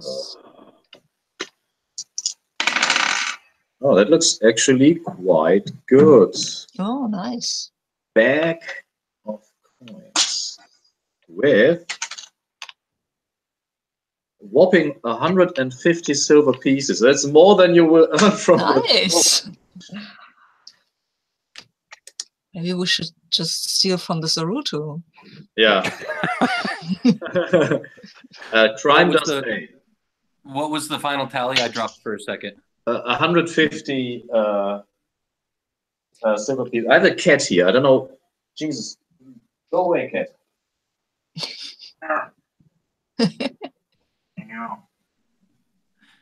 So then is Nandor going to kind of watch over him at the barn, and then do we need to find a healer to come and make sure that he lives? Yeah, you need to do something like the bandages will keep him from dying for that hour, but after the hour, the burn skin will just heat the body up and he will collapse. So something has to happen. Okay. So I'll go back to the herbalist I was talking to this morning and see if she does healing, or I'm sure she'll know somebody, right? Yeah. So you have brought him to the barn. Who does that? I think so, yeah. Or is there a temple with clerics that can heal people? There is a temple. Another question. Did you happen to mention that? Did you say that the person from the south in the palanquin was a cleric? No. The irony of that would be so choice. No, the person in the palanquin seems to be some kind of official capacity, and the herb lady actually said that it is the tax collector. Oh, that's probably not a cleric. But that makes me feel even better about what we did. Nobody likes the tax collector. So who brings Hugo to the barn, and who's going to the herb cellar? I'll take Hugo to the barn, and then ask around if anybody knows a cleric, or maybe a herb guy or something, someone that can help this person Yeah. here. So yes. So you all know the temple in. It is also at the marketplace. Like the town is really tiny, and all the important buildings are around the market square. Do you want to bring him there? Yeah, we Spencer? might as well if we're right there. Might as well, yeah. That's better. So the temple seems to be some kind of like the deity seems to be some kind of deity for sacrifices and pain. You see at the entrance there's a rack with like sacrificial whips. There are also confessional booths, but they are not obviously meant for confessionals because you hear shouts of pain and joy follow like slapping or something, and then these sounds. There's a statue from a god that wears a thorned crown, or goddess. Let's say it's a goddess. Yes, might be in modern times it would be called a BDSM temple, but some of these religion have a certain the combination of joy and pain. Mhm. And in any case, you carry the in front of the altar is also a, which is a little bit ironic, is also a pyre, I think it's called, like a ritualistic place where you burn animals. And when you except the sound of these the whipping and the sighs, it is obviously quiet. But at the altar, kneeling, there is a priestess. Ooh. So Nandor will twirl his mustache and go up to her and say, "Excuse me, my dear lady, we might have use of your goddess's ability to cure a poor fellow harmless who was harmlessly walking by while something terrible befell a carriage he was standing next to. He was burned. He was horribly burned. Can you please help him? He's just an innocent merchant." She sighs and she says, "Well, the Lady of Pain demands a sacrifice for these kinds of services. A sacrifice in pain that he has already paid, and a sacrifice in coin that you will pay for him." Sure. How great a sacrifice would we be talking about? It is depends on the gravity of the wounds. Let me inspect the pain that the lady inflicted on him. And she opens the burned clothes, and she looks at her list. I love that she has a list. For these kinds of wounds, I demand that you sacrifice 16 silver pieces to the lady. And there's to the side, there are candles that you burn, and you buy one candle for 1 silver piece. Ooh, candles. I like candles. Okay, so I will pay that. I guess I get my coin back from Hugo's part of the purse, actually. Or we divide it. We'll see. Yeah. I'll pay it for now. Nice. So what is everyone doing while Hugo is recovering from his wounds? So Hugo is carried away by the Sisters of Mercy to some kind of room where, I mean, you're now at this point probably half awake, half in a fever dream, and later on you will remember these women with these white gowns almost like in the handmade tales, bathing you in oils, wrapping you in soft linen. But once in a while, you have the feeling that they prod one of your wounds in a way that is completely unnecessary. But what is the rest doing? Dustin needs to get his whatchamacallit, slingshot and some bullets. Yes, you can just buy them at market price. Sure. The healing will take at least the night. So do you sleep at the barn? I mean, you can theoretically sleep outside the town if you don't want to spend any money.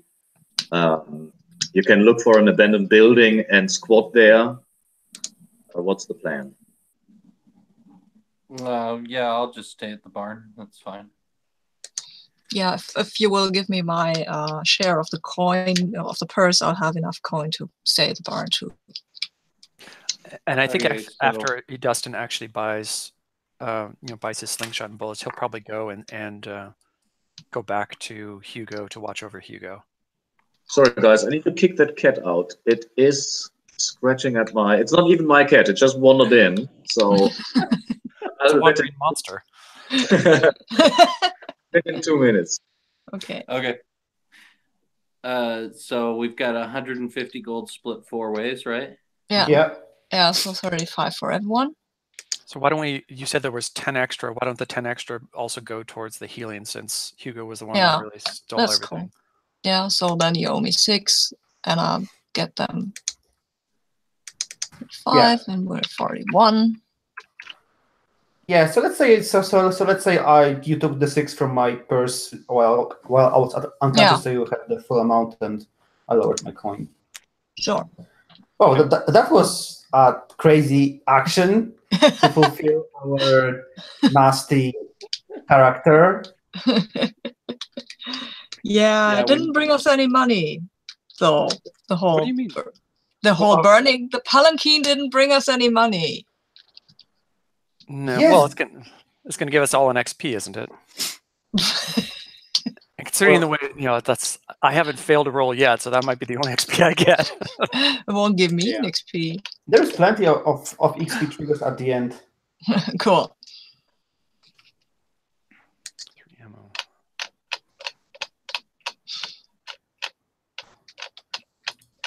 Yeah, well, this feels really like the old D&D things we did when I was starting out. Yeah, I'm really scared about this experience because, like, any random hit can, and each one of us is dead. Like a D6 can kill everyone. So yes, which is why you have to play it smart. Which is hard if you're playing a chaotic character that's just gonna push all the shiny, go for all the shiny, and push all the buttons. That's true. Yeah, you reminded me. Maybe I should spend the afternoon, evening finding a helper. Yeah, a hireling. So and I'll be meditating or whatever I do to get my spell back. Nice. So we're using the new rules, which is you name what you want, what you're looking for, and then we roll to see if we can find someone that matches the description. So you can look for a group of, for example, porters, farmers, or something, or you can look for like people who are unskilled that are just like buddies. Or you can look for a skilled, and then you look for, like, in your case, probably some kind of bodyguard or soldier. You could look for a sage or a burglar or a guide as well. Yeah, I'm thinking bodyguard is what Pat Bayard needs the most. Cool. And then I would say it is definitely possible to theoretically find someone. So do you have a good reputation in these parts. Not yet. I mean, you don't have a bad reputation. You haven't burned down anything yet. Or Yeah, Wow. that we've been caught for. exactly. So you roll plus 0. Okay. That's a 6. On a 6, mark XP and no one shows. Okay. And you can, let's say, you can't look for the same type of guy again, obviously. But there are, if you look at, let's see, it's not on your sheet. So there are a couple of people hanging around in the barn always. They're not, so there's,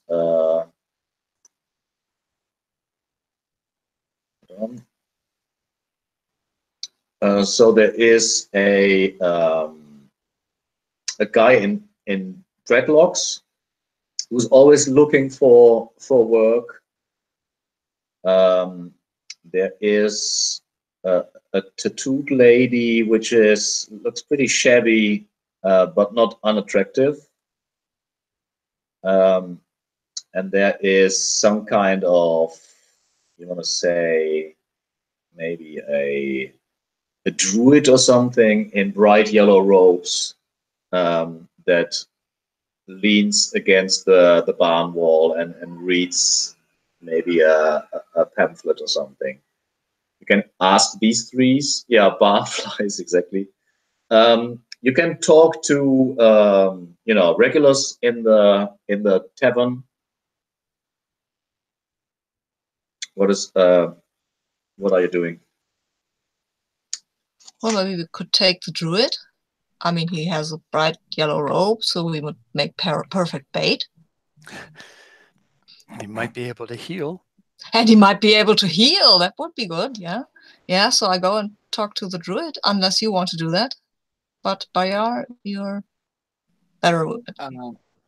You're welcome to talk to him as long as you don't use the word bait when you're discussing the terms and conditions of his contract. But Bayar, I'm not stupid.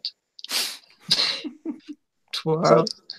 The person in the yellow robes is actually a lady, Vilma, she says.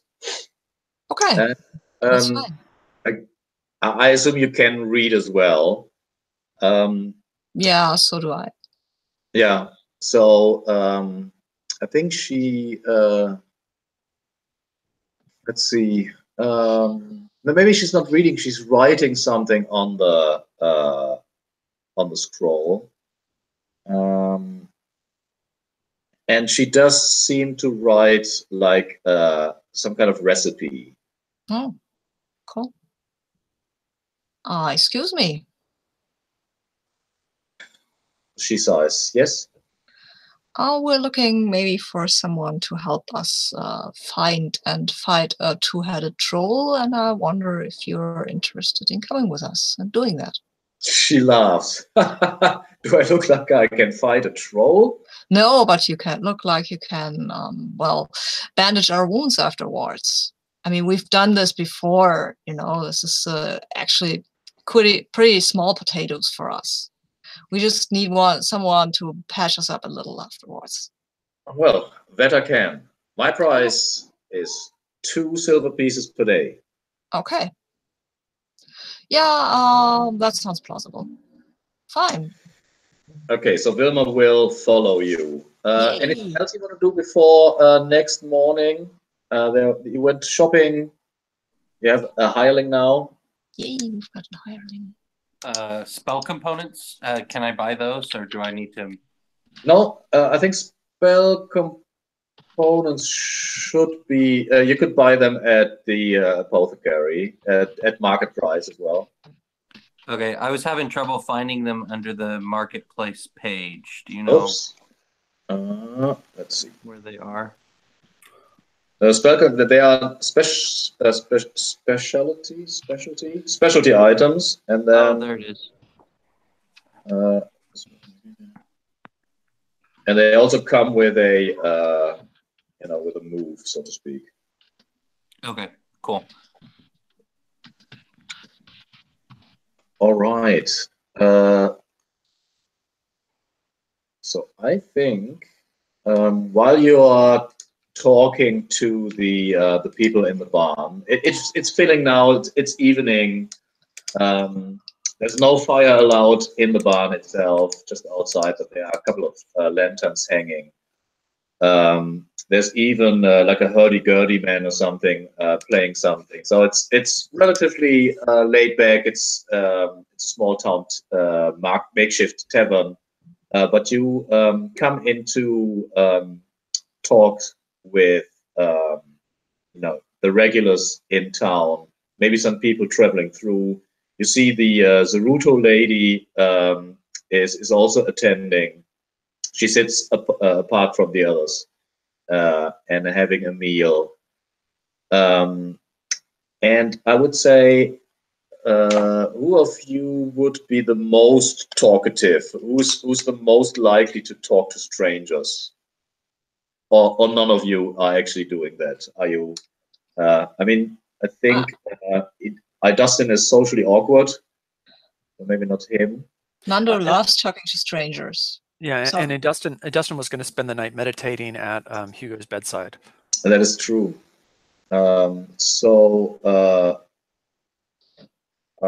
Nandor, can I get a D20, please? A D20, okay, I guess.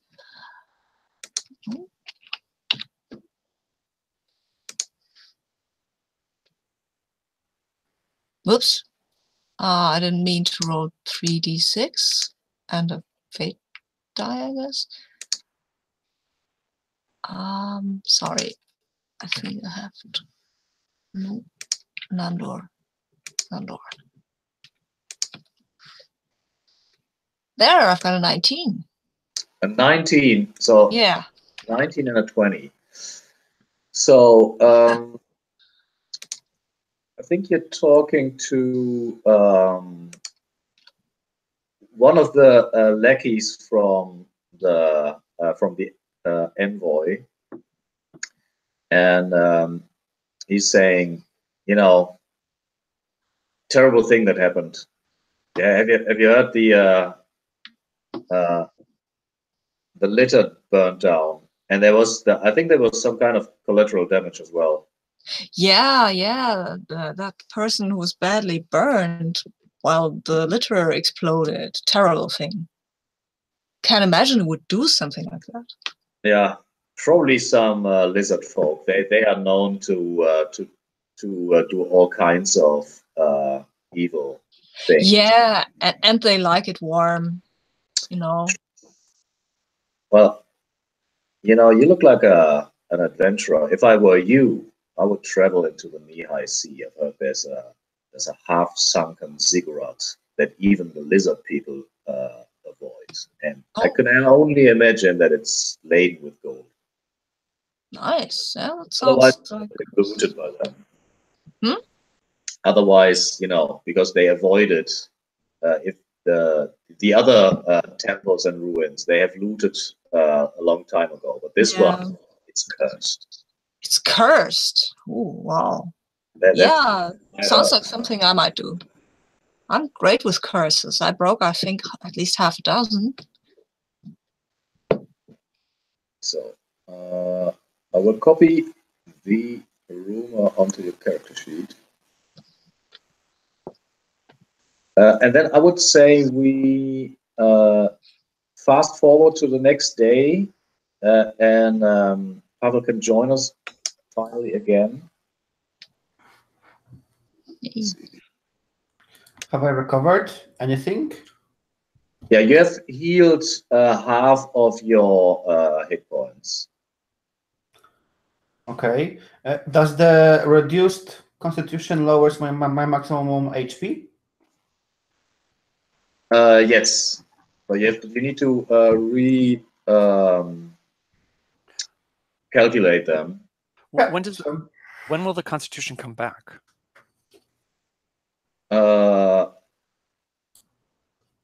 Let me see. It is Not. It doesn't say perma-burnt, I think. Or does it? You suffer d6 ability score damage. No, it's just it heals with time. So every time you make camp or you rest somewhere, you can choose to either heal HP or you can heal your ability score. But your burn skin will just heal. It just takes some time. Okay. I will try to remember. So I think the next morning you all wake up. Dustin, you have got your spell back. You have meditated half the night, slept the rest. And I think that that a priestess brings the shaky-looking halfling to the barn, and she has like a blanket over your shoulders, Ugo, and at the barn itself, it is early in the morning. Maybe the rest is not even awake yet. And she says, when we cared for you, we looked deep into your soul and we saw shadows and flame. We think your life choices, and at least you don't change anything, come by the temple once in a while and buy a candle, burn a candle to the Lady of Mercy. Oh, thank you, nice mistress. But I did like look on my like, bandage arm, and I think I have enough burning for some time. I might drop by and burn some candles when I can. Thank you. Yeah, thank you. Okay, and she disappears. Maybe you can write down under trades like burn marks or something. Whether you want to have the scars. They don't have to be in the face. They can be anywhere. But I mean, they add to your appearance, I guess. Yeah, I'm thinking: are they appearance or are they traits? Would say appearance. Yeah, sure.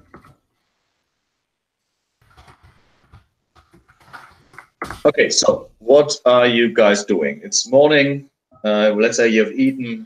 You're ready to roll. I think we better leave town for a day or two to have the burn liter things calm down, and then we can return.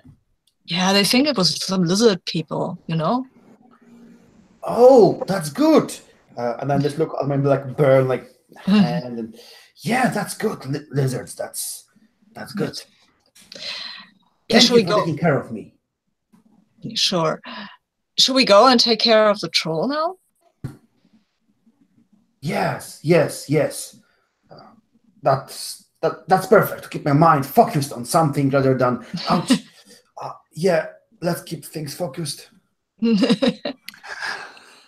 All right, so you leave town on the old trade route, trade road. So you can see that it is made from these implausibly big weathered stones. And it's not a road, that just goes in a straight line and is in best shape. There are stones broken out of it. Sometimes it completely disappears. It's overgrown, obviously. But you do see, and it is definitely a sign, like a symbol of the old empire, the old trade road. A symbol of civilization, one might say. And you follow the road for, let's say, let me have a look at my super secret map.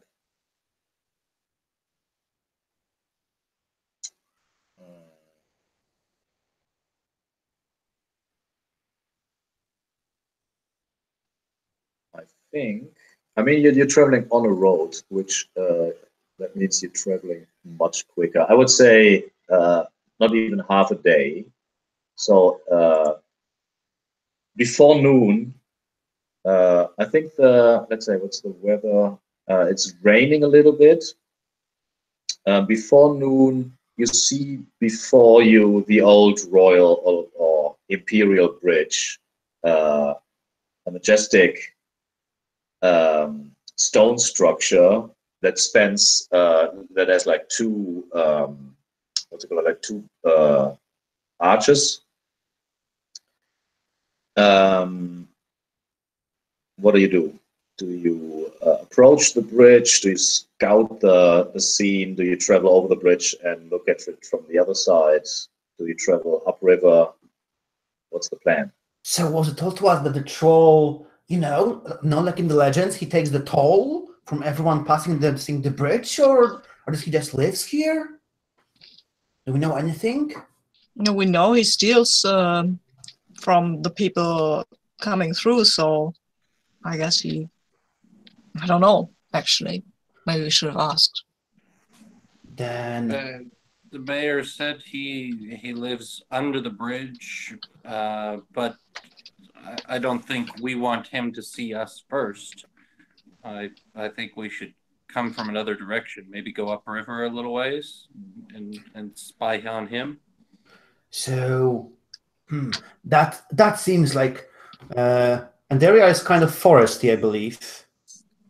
Well, yeah, it is foresty. There's to the north. There's the road is on the on the south end of the forest.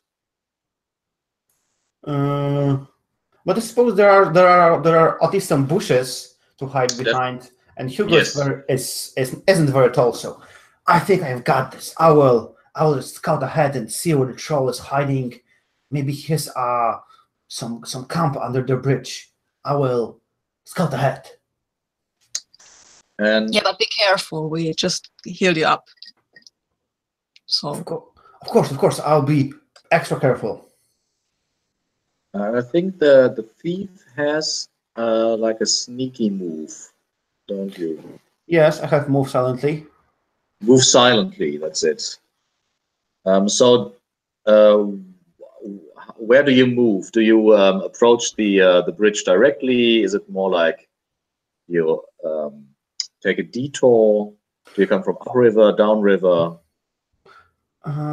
I'm actually going through the direction of town, and basically just using bushes and possible trees as a hiding spot, and approach the bridge close enough to see if the troll is standing on the bridge because it's the day. Is he hiding also behind something? Is he camping under the bridge? I just want to have a look, like is he sleeping? Is he on guard? Is he alone? Maybe we can burn his entire, did he dig a hole and sleeping there? So I'm not really up or down the river, just from the town, using bushes as cover to get maybe to where I can see the troll. So he's not on the bridge. You can't see him on the bridge. You need to go down to the river, to the banks of the river. Which side do you go down to the river? Like upriver, downriver? Well, if the troll is wise, which I doubt he is, but he probably knows that if people are coming, they will be coming from the direction of Alamin, so probably from Alamin. So I will go from the side of Ilton.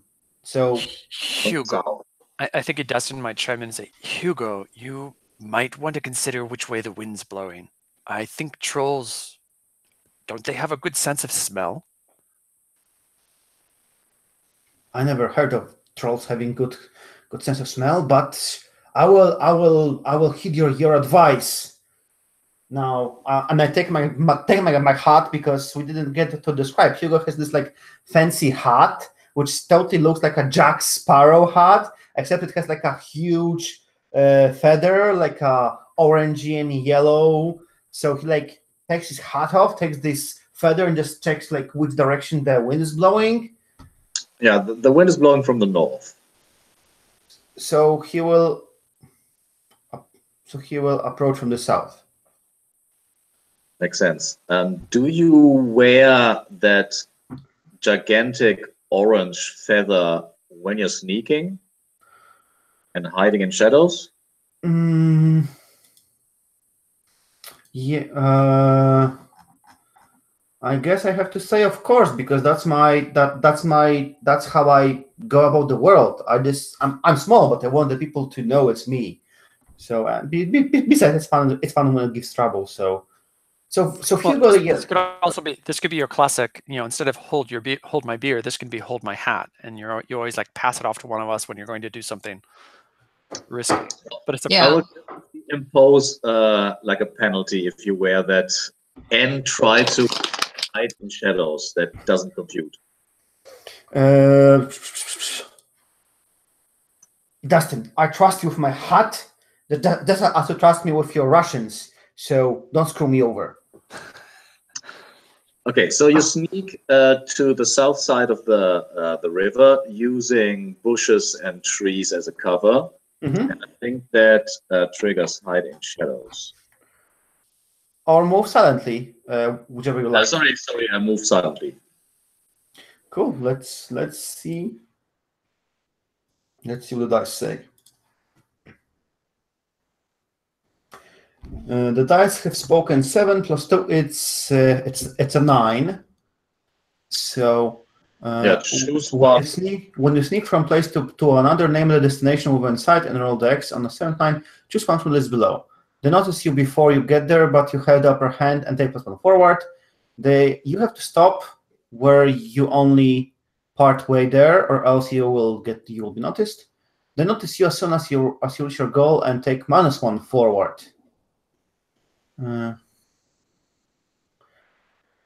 I think it would be fun.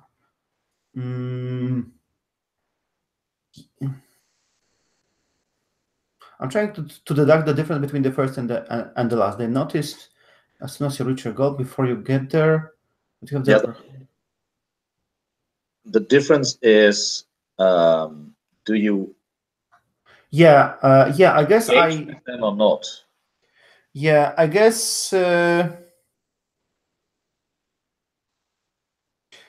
I guess they notice me as soon as I reach my goal, and I take -1 forward.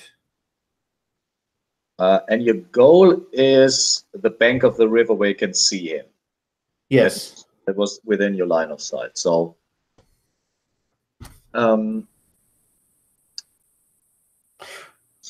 yes, or you can still change your decision, obviously.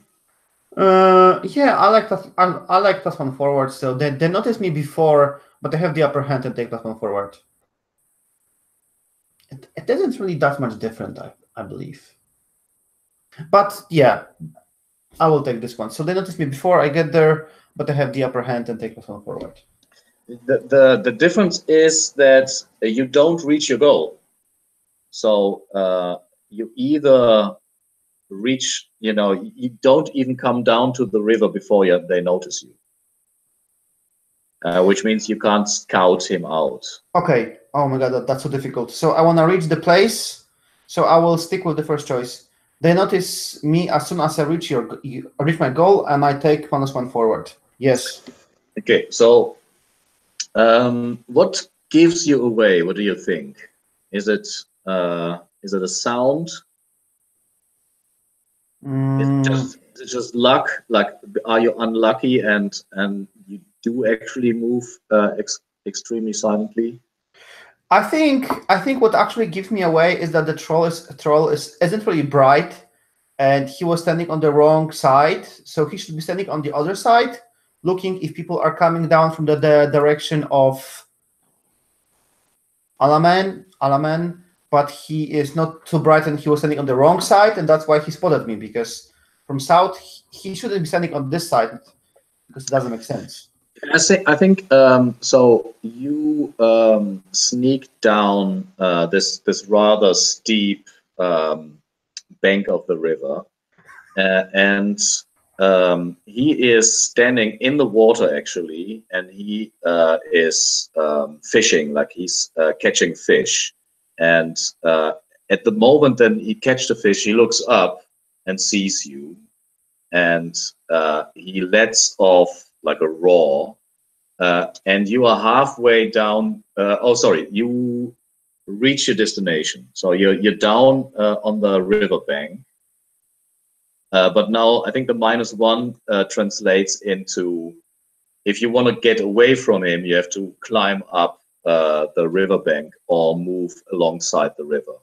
The other three of you, you hear that roar, and I want to describe the creature for Pavel for a second.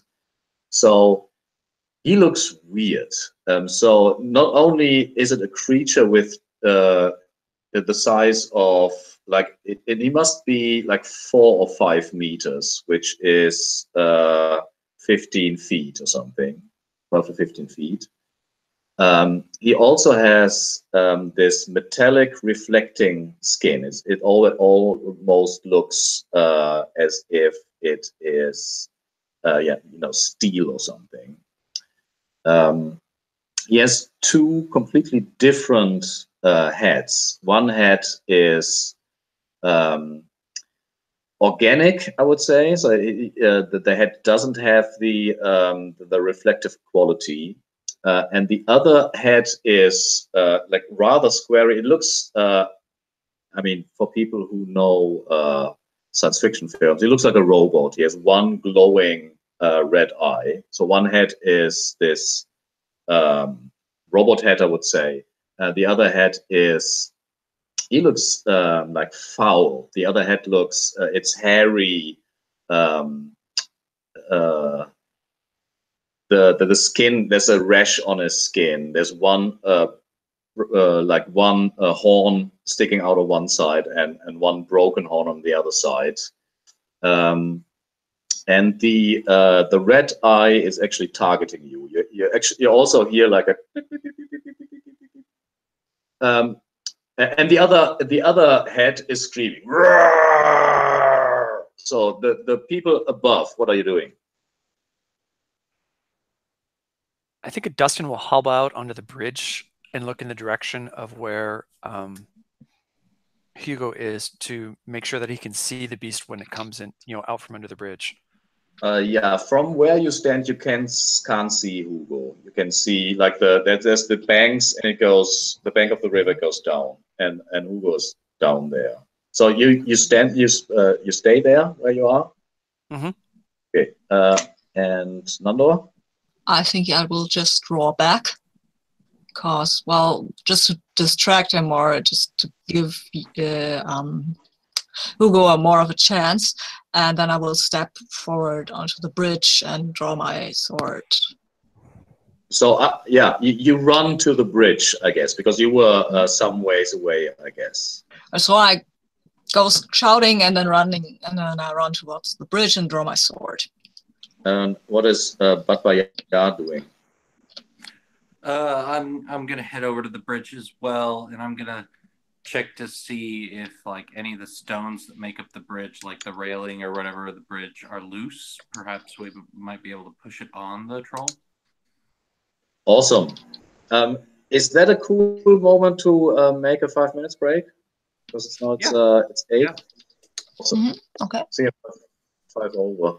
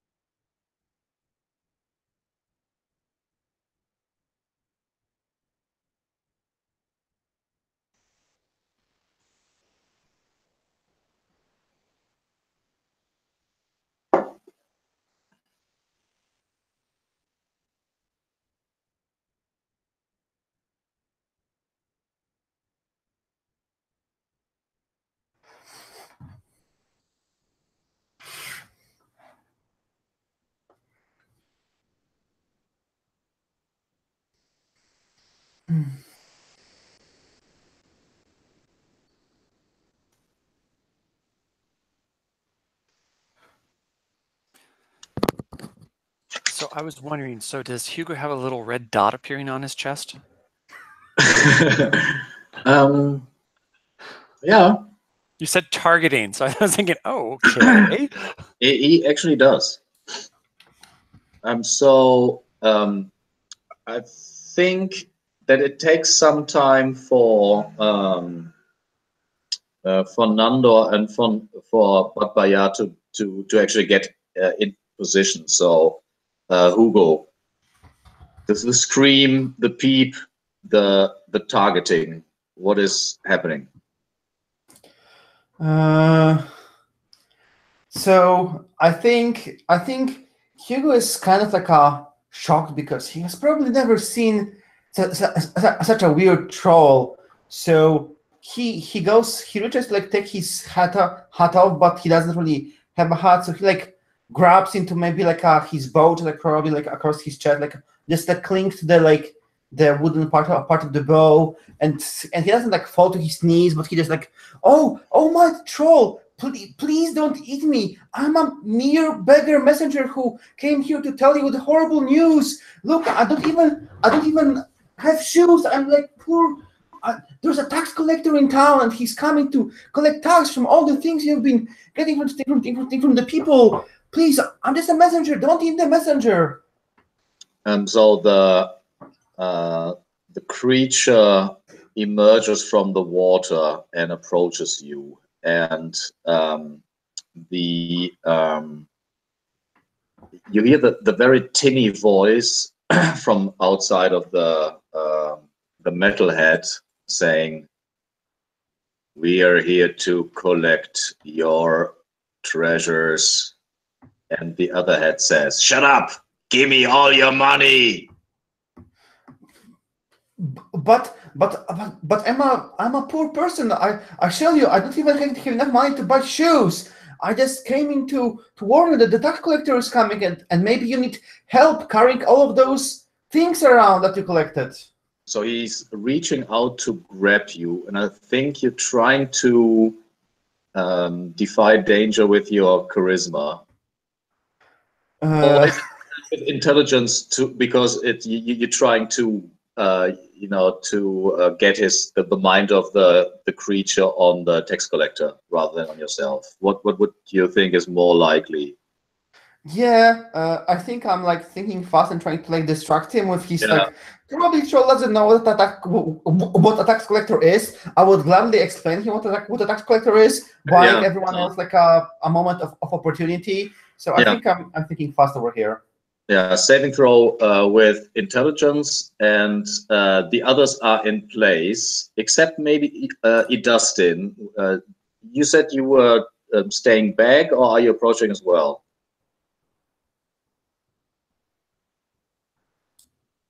Well, I guess the question is, so Dustin wants to be able to see this thing. Is it staying under the bridge? Is it? You said it's noon, so that means the sun would be directly above us, and the shadows are going down on the bridge. So, does it seem like it's actually trying to stay out of the sun?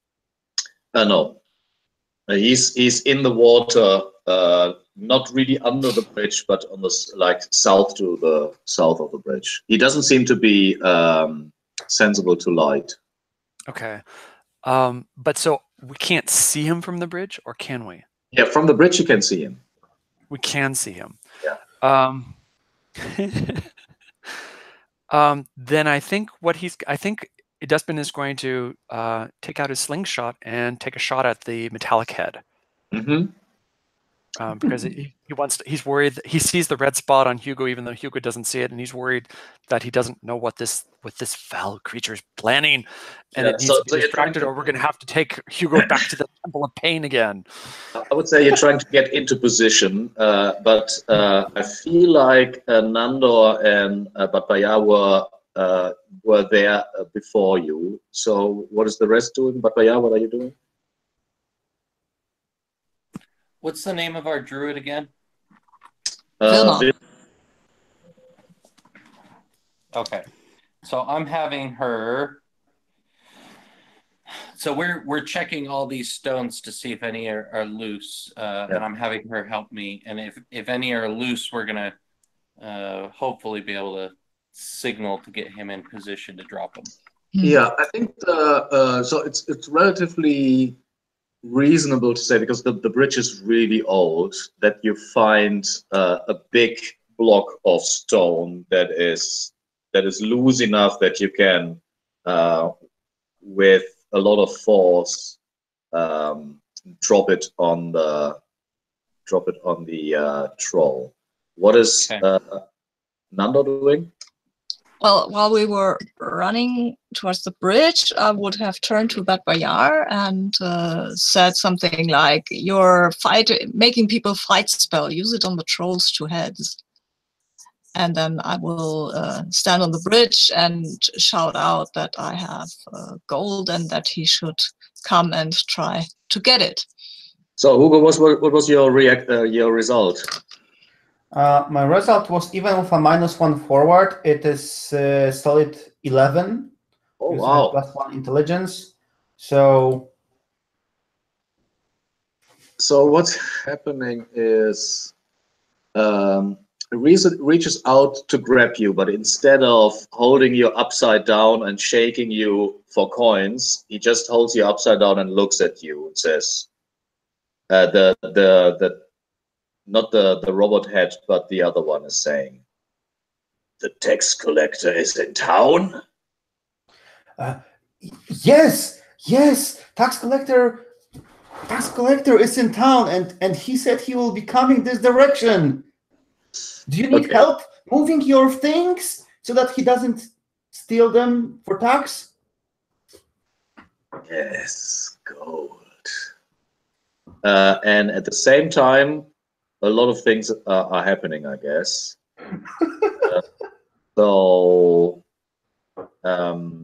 But yeah, are you still pursuing your goal of loosening the stone? Vilma is helping you. Well, I mean, with Hugo upside down now, it's kind of hard to have him reposition the troll underneath the stone. So, and we might smash him. You might not care. I don't know.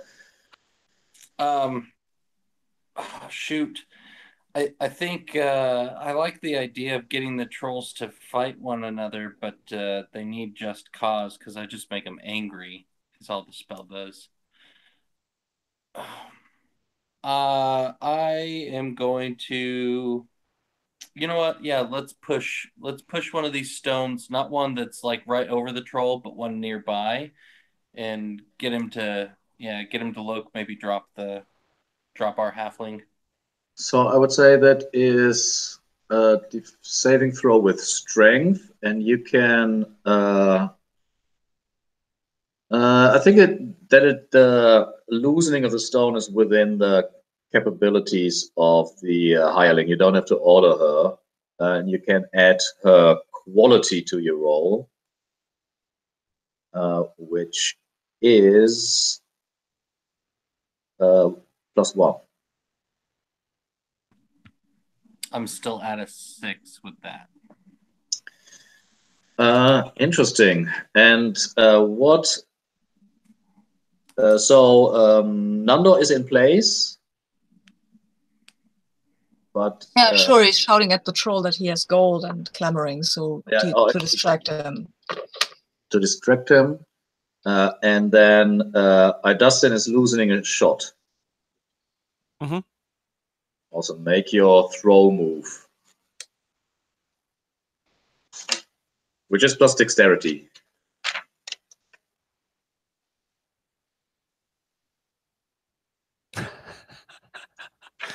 Well, despite my +1 dexterity, those were snake eyes, so that's a miss. Nice. So I get XP, my first XP. Yes. So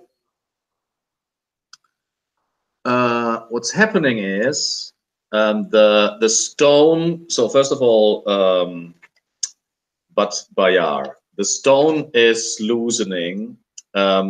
But for some reason, you are, your hands are,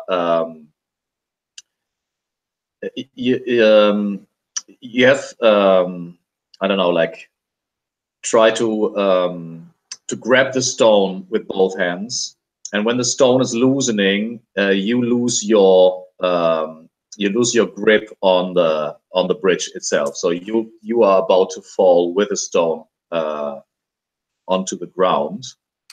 How do you try to prevent that from happening?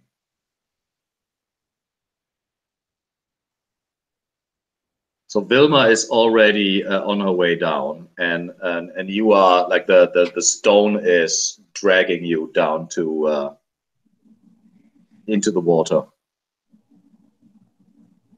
Gotcha.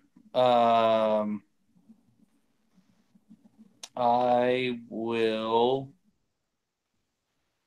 Is my sleeve caught on it? Like, what is it that's pulling me? Yeah, I think that probably that's a good idea. That there's like an old metal nail or something that got caught into your sleeve. Gotcha. You know what? I'm just gonna try and grab a hold of the bridge as hard as I can, and hope that my clothes tear instead of show their strength. That sounds like you are trusting your luck, maybe. Yeah, I think that's a good description. Okay, roll us luck, please. 7, 8. 8. Let's see.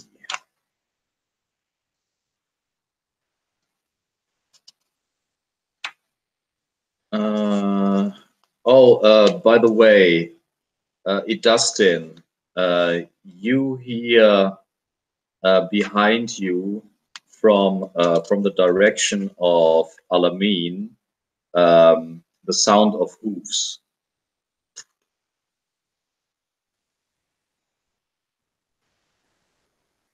Oh, there's a train. So I'm hearing basically a carriage or something, or horses coming the other direction, coming across the bridge. Horses or some kind of there's this dust cloud, and it looks like big horned creatures, like almost like buffalo or something. So they're not horses, they're buffalo, or is there something that looks like a buffalo on the horses? No, they do look like people on buffaloes. Okay. Let's see. And your stone, you actually hit the metal head, and it just makes a plonging sound and is deflected from it. The robot looks at Nandor, who is shouting about gold and riches, and he with Hugo in tow, holding Hugo up side down, he walks up the side of the river, the bank. Okay, so I get a bit back from him, and I say, but I only give it to one of you. Which one of you is the most clever? Both say at the same time, like you have the tinny voice, me, and growling voice, me. Yeah, you have to decide. I can give it only to one of you. Otherwise, so it wouldn't be fair. He's climbing up the banks. What is the rest doing? Sorry, let's see. But yeah, we were seeing the old frail lady hanging from the bridge. Sorry, I missed that. Who was that addressed to? Batbaya, sorry. Batbaya is hanging from the bridge, but who are you addressing? Yeah, I was addressing Spencer. What are you doing? Or I mean, Christo as well. You can chime in. Do you help her up? But our druid fell into the water, though, right? Yeah, the druid fell into the water, and you see her like she doesn't see. You don't know if she's dead or not, but you can see the body floating downriver. Yeah, I think my attention's elsewhere. Yeah, I'll call it. Dustin, help me! And I'm And just I think I'm reaching up. yeah, Dustin will I'll look over and say, what? But Bayar, what did you do? And hobble over, run over and reach down, but brace himself against another stone to help pull her back up. Mm-hmm. And so that takes a little bit of time. I think, Hugo, are you still talking to the troll? Or do you, I don't know, play dead or something? Well, I don't think it's dumb enough that I can play that while it holds me, and I was talking to it a second ago. So I'm not really sure what game Nando is playing, but I think I'm going to put a spin. Oh no, it's the tax collector himself. Be careful. He's speaking about gold, the gold you have collected under the bridge. So maybe I'm too dumb. Do you want the troll to think that Nando is the toll collector? Yeah, why not? I only hear that he's screaming that he has gold, so maybe I can twist it and sell it to the troll that he wants the troll to pay him and not the other way around. That's the twist I'm trying to spin it, so I might be confusing troll even more, but that's... Well, you definitely confuse me, so that's a bonus. Plus one troll.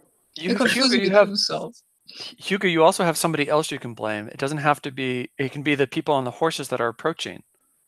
I don't know that they are approaching yet. I think because you are facing them, you do see over the bridge that there's this cloud of dust, and they're actually already near the end, like near the beginning of the bridge, let's say. Oh. So almost on the bridge. And you can now see that they are dressed in the garb of the Naruto. So they have, I don't know, Spencer, what is the typical Naruto garb? Lots of skins kind of patched together. They all very recently shaved the side of one, their hair, and they have dark hair. They're all elves. Yeah. You can see that on the first,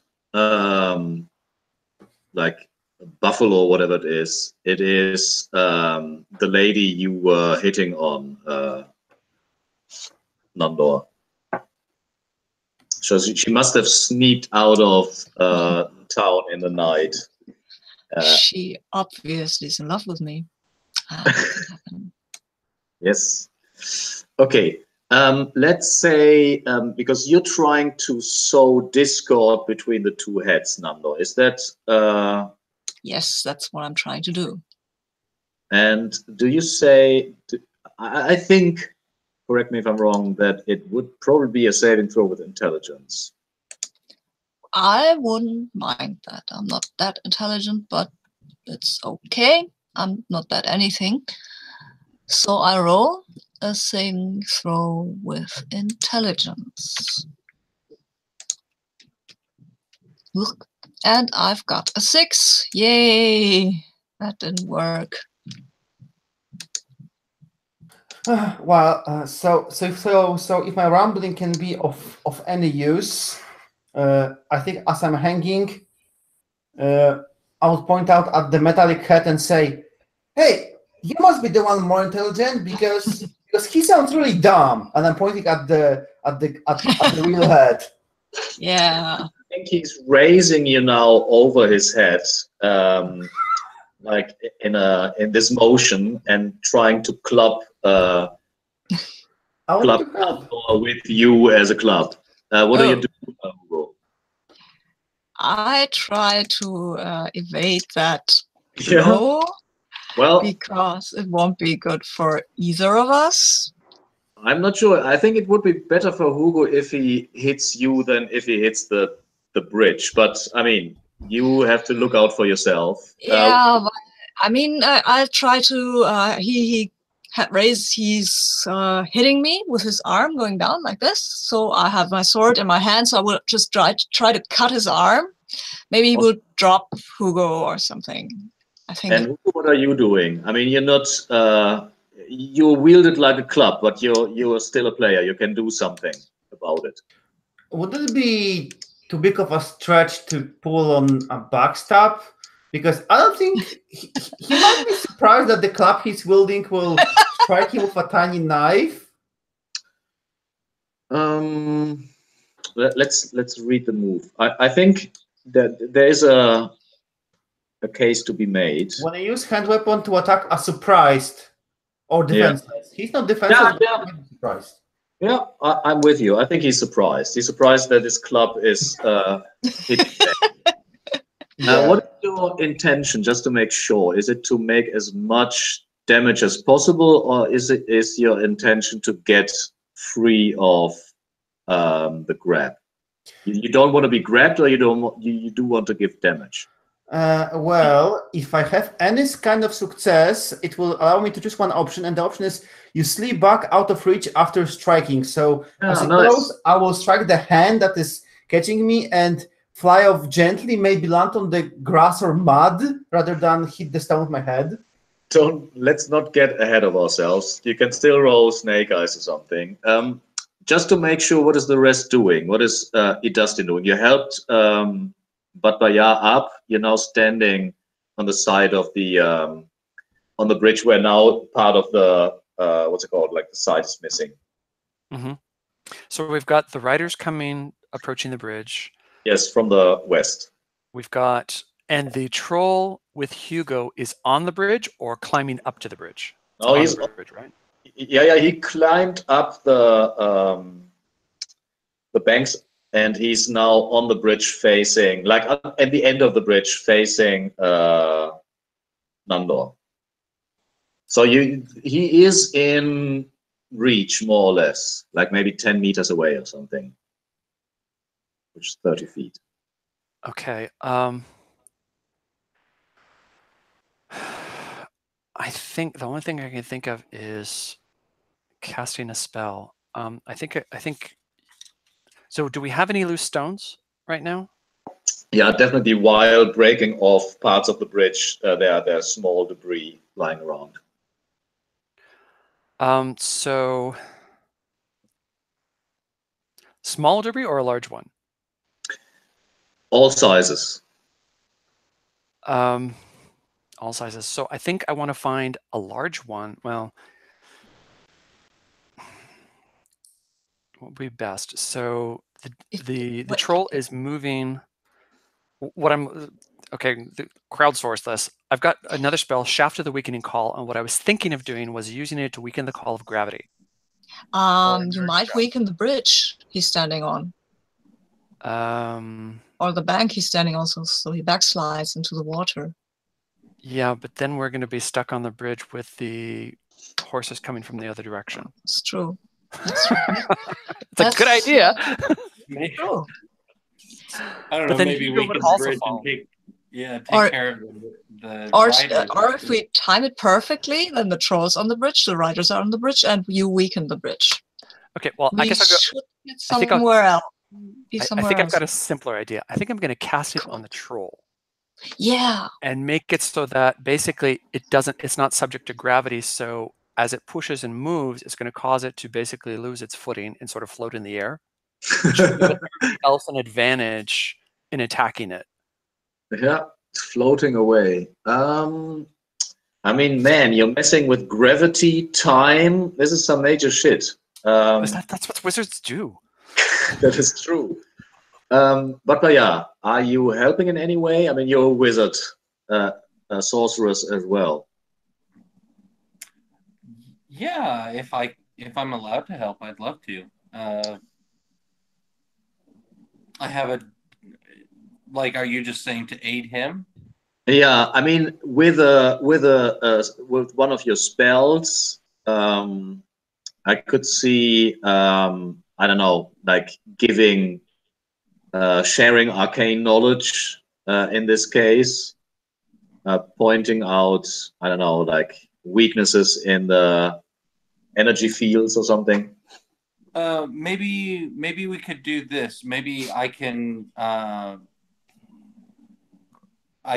use spell components for him. So like I'm there and I pull out a live mouse or something and I start gutting it and throwing its guts in the air so that he can figure out exactly where to weaken the gravity or something. I don't know. Yeah, I could see that you are channeling like the power from the components into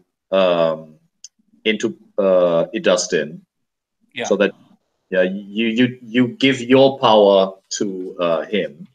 Yeah. If we could do that, that's cool. Super awesome. Is it fair to say that you do cast a spell though? Like that channeling of energy is actually magic that you're doing. Yeah, that's fair. So you want me to roll for it? Yes. Uh-oh. Suddenly it No, doesn't it's sound okay. like such a good idea. We got an 11. Nice. Awesome. And how many PowerPoints do we want to give him? I was seeing it as just using one of my spell components for him, so I'll just give him one. Cool. And remember that every PowerPoints you have over would add to the roll, Crystal. Mm-hmm. Sure. So, okay. So, what level of effect do you think this would be? Gravity and the On one object, right? I'm doing one target. Yeah, that's true. That's one target. I want to say it's a major effect, to be honest. Major effect is a 3. Single target makes it 4. Is the range near? Yeah. 6. So with then I can push it up to a 1 duration using the one that Batbayar gives me. And you can use one of the ones you have if you want. Oh, that's true. I have components also. Yeah, let's do that. Then I can get 3 duration out of it, whatever that means. That means he will float like a balloon. I mean, that's what we want. I think this. How many people have wanted to see a floating troll balloon? I mean, this is going to be awesome. Better be. Okay, so gonna roll.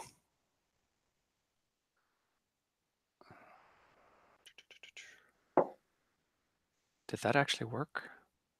I don't believe I would have rolled the exact same thing. That doesn't seem likely. We had the same case with Pavel, I think. I think it's okay to roll again. I mean, what are the chances that you roll the same result? Yeah, especially snake eyes. So 6 plus 3 intelligence, so that's a 9. Yeah, because I used all my power, so it's a 9. So it's the same result than last time. You do it, but you forget the spell, I guess. Okay. Is that true? 9. No, it's not true. Disturbance. The spell works as intended, but your casting draws unwanted attention. How ironic. Okay. Sorry, I still have to ask, what happened to your saving throw, Hugo? Sorry, to the backstab. I haven't yet rolled it because I wasn't sure if you want me to roll it or if you think it's too much of a search. So you want me to roll backstab, yes? Yes, please. Sure. I think I was the one who had to roll a saving throw to avoid being hit by Hugo. True. So my result is a 7, which means I deal my damage and choose one from the list. So if possible, I would like to choose I slip back out of reach after striking. Yeah, so obviously slip out of reach is an euphemism for, you know, where do you cut the troll? I suppose the hand, if I want him Yeah. to release me, so must be like a hand or something.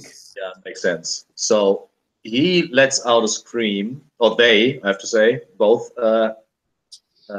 heads, and it was in the middle of you know, actually releasing the hit. So they let go of you, and instead of slipping in, you fly out of danger.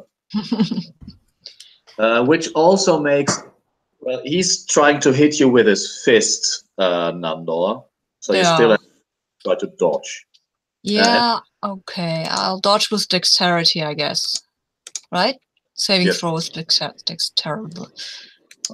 Okay. Yeah, I got a 10. Nice. So this, how does it look like? Is it like a somersault backwards? Well, like summers. I'm in full armor and I have shield, so no, I don't think it's a somersault. That would feel weird. I think I just slip under the fist he's hitting me with, and I try to get closer to him with my sword, but I just get out of the way.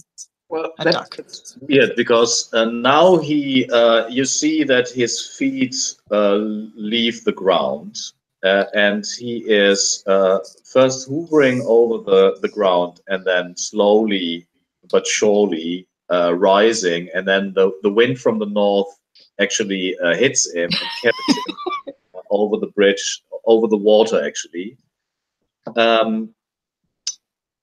But there's the unwanted attention, Dustin. So first ride, like there's now a rider passing and he has his spear outstretched in full gallop. Is that an English word? Gallop. And he seems to point his spear at you. Like it's this weird black creature. It really looks like a buffalo with even larger horns. And the elf is a little bit like Legolas, maybe half standing on the buffalo and extending like about to throw the spear. What do you do? Well, I've already got the orb out, so I'm going to whip around and cast slow circle on the. So he's riding a buffalo, so they're charging at a gallop. I think I'll cast slow circle on the buffalo and make it stop underneath the elf, so it flies off. Awesome. So Hugo, describe you were hurled through the air. Do you land like a cat? Do you like tumble around comically? What's the situation? I just want to mention that I hit the troll for 4 damage. I don't suppose it's much, but that was my damage. Flying, yeah, I suppose I like in the air quickly move my bow out of my body and then like try to assume the position of like a ball and then just like try to roll off the damage on some nice grass, mud, whatever it's on the river bank rather than flat hit it. And you're at the end of the bridge. You're on grass next to the road, and you see these. I don't know that it must be like half a dozen warriors approaching. Do you, I don't know, go back to the bridge to help? Do you cover the retreat? You do see that Dustin is about to cast a spell. And I do see them charging at my friends, at least one of them, yes? Yes. I wonder if hiding shadows will give me anything. I'm probably too far away for them for it to be used anyhow. Do you have like a ranged weapon? I do. So do I recognize that those incoming are the ones that we pissed off? The Zarutu that we pissed off or something? Yeah, it does seems like it. So she seemed to have remembered your face. which Nandor's face, and called the ones that are looking for you. Well, it's the mustache. I'm sure it's the mustache. It is. And the chiseled chin. Yeah, well, a bluff is as good as anything. So I suppose I will like quickly put a string on the bow, loosen an arrow toward the. I'm not sure if toward the charging guy, but maybe toward the others, and then shout as if there were more of us hiding in the bushes. And it's like, aim at the incoming raiders! Everyone on my mark! Okay, Batbaya, what are you doing? I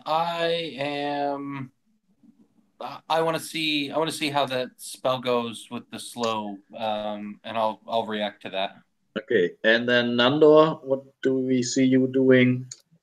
Well, the troll just floated away. That was nice.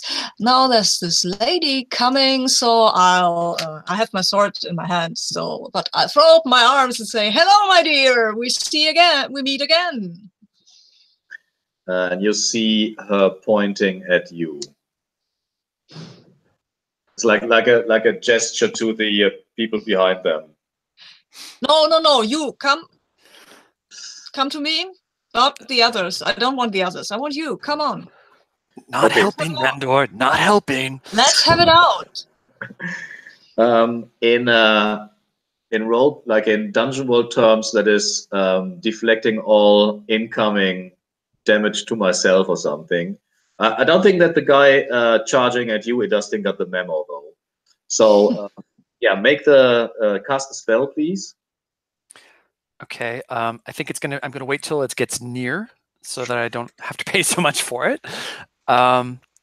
Which actually, I guess it probably already is if it's on the bridge. So that's 2 power points. Single target, that's 3 power points. Duration, 1 should be enough to throw the elf. Yeah. So that's 4 points. And what did you say the effect would be? Is this a moderate effect? Yeah, I would say this is moderate. Okay, a moderate effect. So that brings me up to 6. So that's my total power, and I'm not going to use anything else on it. So I pull the orb out. The star in it flashes. A wave of cold rolls out, and wow, yes, that's a 12. Ooh. God, and at the right moment as well. So yeah, what we see is that these I think they're called bulu. This gigantic creature freezes in midair, not in midair, in mid gallop, but the inertia still drives the elf forward. So he flies. There's a lot of flying in the session. He flies over the 3 of you and lands at the end of the bridge, actually almost in reach of Hugo. So you could shoot him or actually like draw your weapon or something. But the others, they don't stop. They rush at you. What's happening? But yeah, Nando. Yeah, well, I've got this move that's called No Guts, No Glory.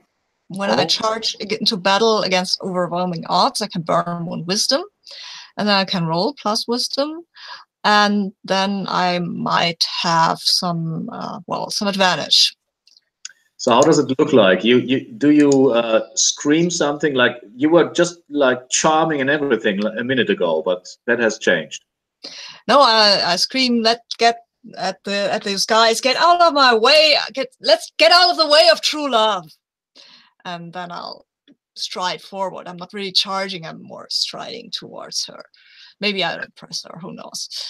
It is definitely against an overwhelming odd of 5. I know. Yeah, well, they don't look that tough. I burn 1 wisdom, then I roll plus wisdom. That's not a permanent burn, right? No.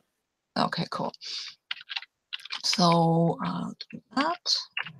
And then we'll see if that has any effect at all. I've got an 8, so I can choose one. Let's see, I have +1 armor. Opposition is interested only in you until I'm incapacitated. I take +1 ongoing. All allies witnessing your courage, foolhardiness, take +1 forward. I think I'll take the last one. Sorry, say it again. Which one do you take? The last one, the one with all allies with witness to your courage or foolhardiness, take +1 forward.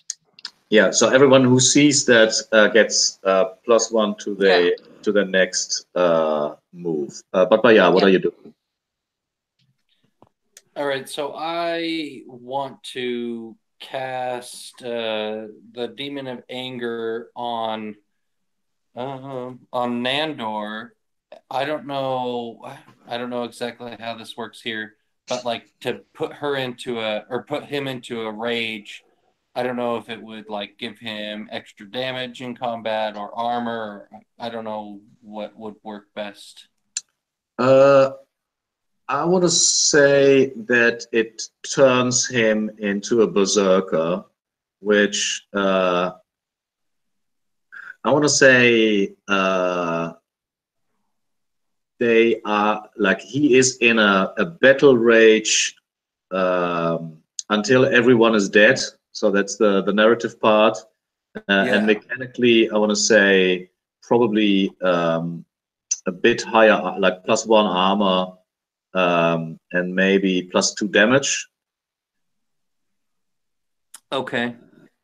Do you want to turn him into a demon of rage? That is something else. Maybe you, if you want to have a higher effect, you would have to put more points in, and then the effect could be, I don't know. They are enraged in actual flames, burning on his skin, but not burning him, but burning everyone that he touches.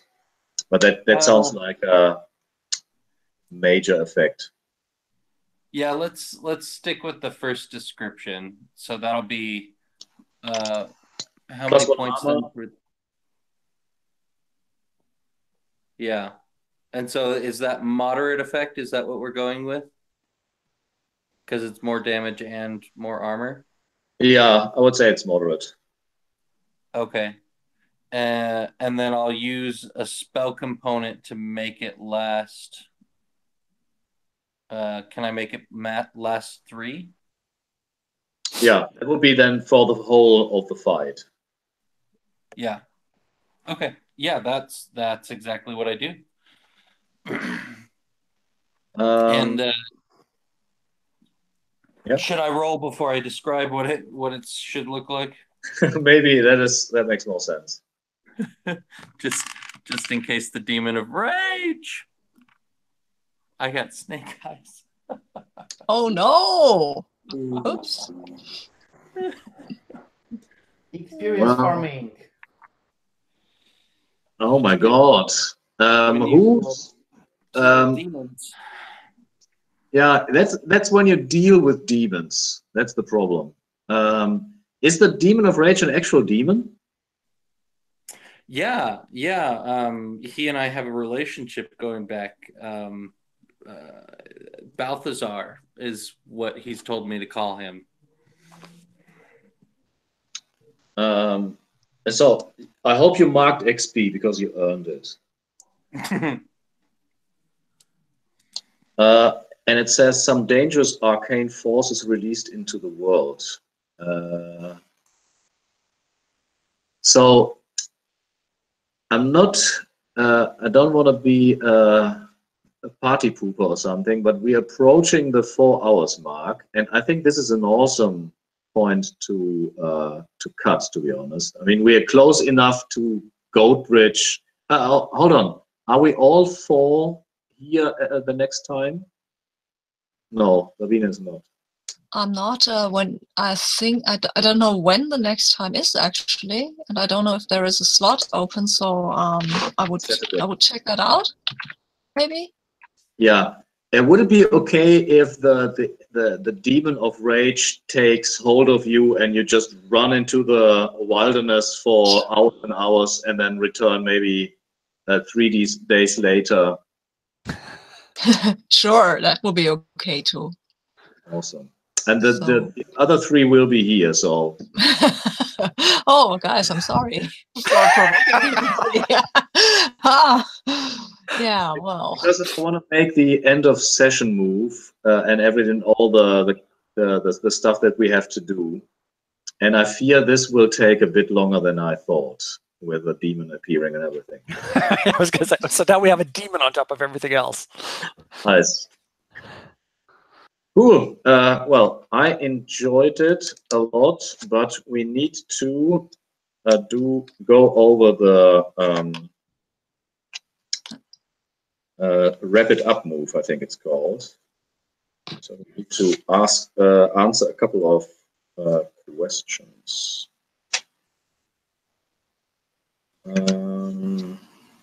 Hold on. Wrap it up.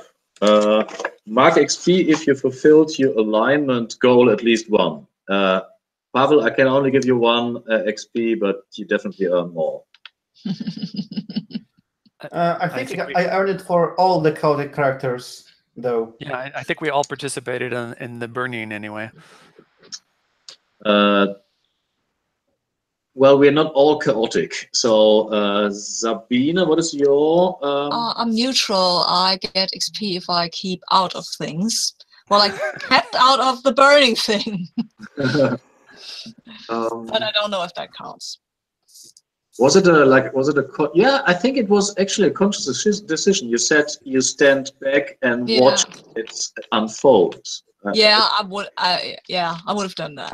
Yeah, I would say that is true, and definitely the other 2 get the XP as well for the burning, because that was just crazy. I mean, why would you do that? Marcus P, if you fulfilled at least 1 trait in a memorable way, I remember that Dustin was definitely acting. What was it?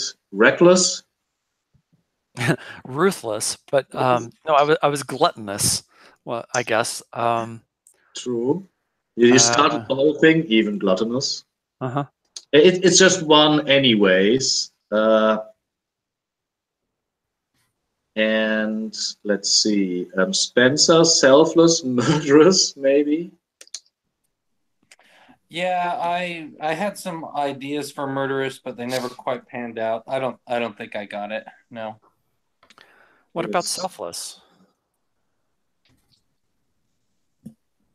The only selfless thing I did was also chaotic. I don't think it. Yeah, I think I already got the XP for burning the thing. Yeah. And let's see. Focused, ruthless, arrogant. Ruthless, Hugo? I think like either. I don't think I was ruthless or arrogant. I want to make it a claim that I was like really focused with confusing the troll with the tax collector. I was really focused on this, or focused on engaging everyone into burning this. Yeah, you're very focused on burning down this carriage. Yeah. It's the same action, but you were driven, man. It was great. I don't want to encourage you to do that, but you get XP, I mean. And then we have enthusiastic and deceitful. I mean, there was a lot of deception from Nando, I felt. Yeah. I tried, and he was enthusiastic in the end, very much so, with confronting everybody. So I guess I take that 1 too. Yay!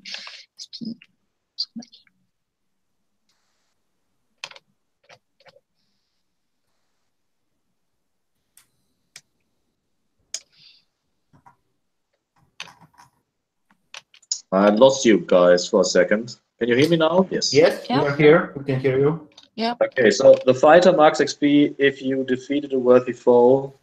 Don't see that happening. No. I didn't. No. What you're saying? So the elf gets up? Is that what you're saying? Yes. He might. I think it looked rather elegant how the elf landed. The thief gets another XP if you applied your area of what was your area of expertise? We didn't choose, I guess. Well, in the thing that I see over here is when you acquire something by stealth or trickery. That's not the one that I have. Okay. I do remember stealing shit gave you XPs earlier, but that's not on the Okay. list. Unless, what is your area of expertise? Traps. I'm sorry? My area of expertise is traps. Oh, traps. So I didn't do it. There were no traps today. No, there were no traps today. And then magic users. If you discovered something magical. I don't think so. Nope, not except for the House of Pain. But Yeah, that's more spiritual thing. And then we have, did we make an exciting discovery? We found a troll. Mm-hmm. half robot troll. We found a floating Yeah. troll. A cyborg troll. Yeah. I mean, you answer as a group. It is exciting to have a floating troll. I'm not sure if it's a discovery, though. I mean, Yeah, but You the know, robot himself. thing, Robot troll. the robot troll thing, that was exciting. okay. Then, did we overcome a notable enemy? I want to say no. Did we lay our hands on some memorable booty? Well, Purse. As a the group, purse of coin. The I purse make of coin. I make mental notes that for you guys, 150 silver is a memorable treasure. Just Yeah. same. I don't think it's. Yeah, I don't think 150 silver is that special. Yeah, I like to think we get that amount of money fairly often. Yeah, me as well. I Okay. like 4 digit is memorable treasure. A chest of gold. I don't know, a crown or something. And didn't we? I mean, the spell that's making the troll into a balloon is going to keep it up there for quite a while, isn't it? Yeah. So isn't that sort of defeating it? It's floating away. Oh, Yeah. I actually think you're completely correct. I was totally focused on killing her, but you defeated the enemy and in a very creative and spectacular way. I would say get the XP. Cool. Awesome, guys. It was a bit slow. Or let's stop the broadcast. Have a little bit of feedback. I can finish the sentence. I think we started a bit slow, but the end was exciting enough. Yeah. So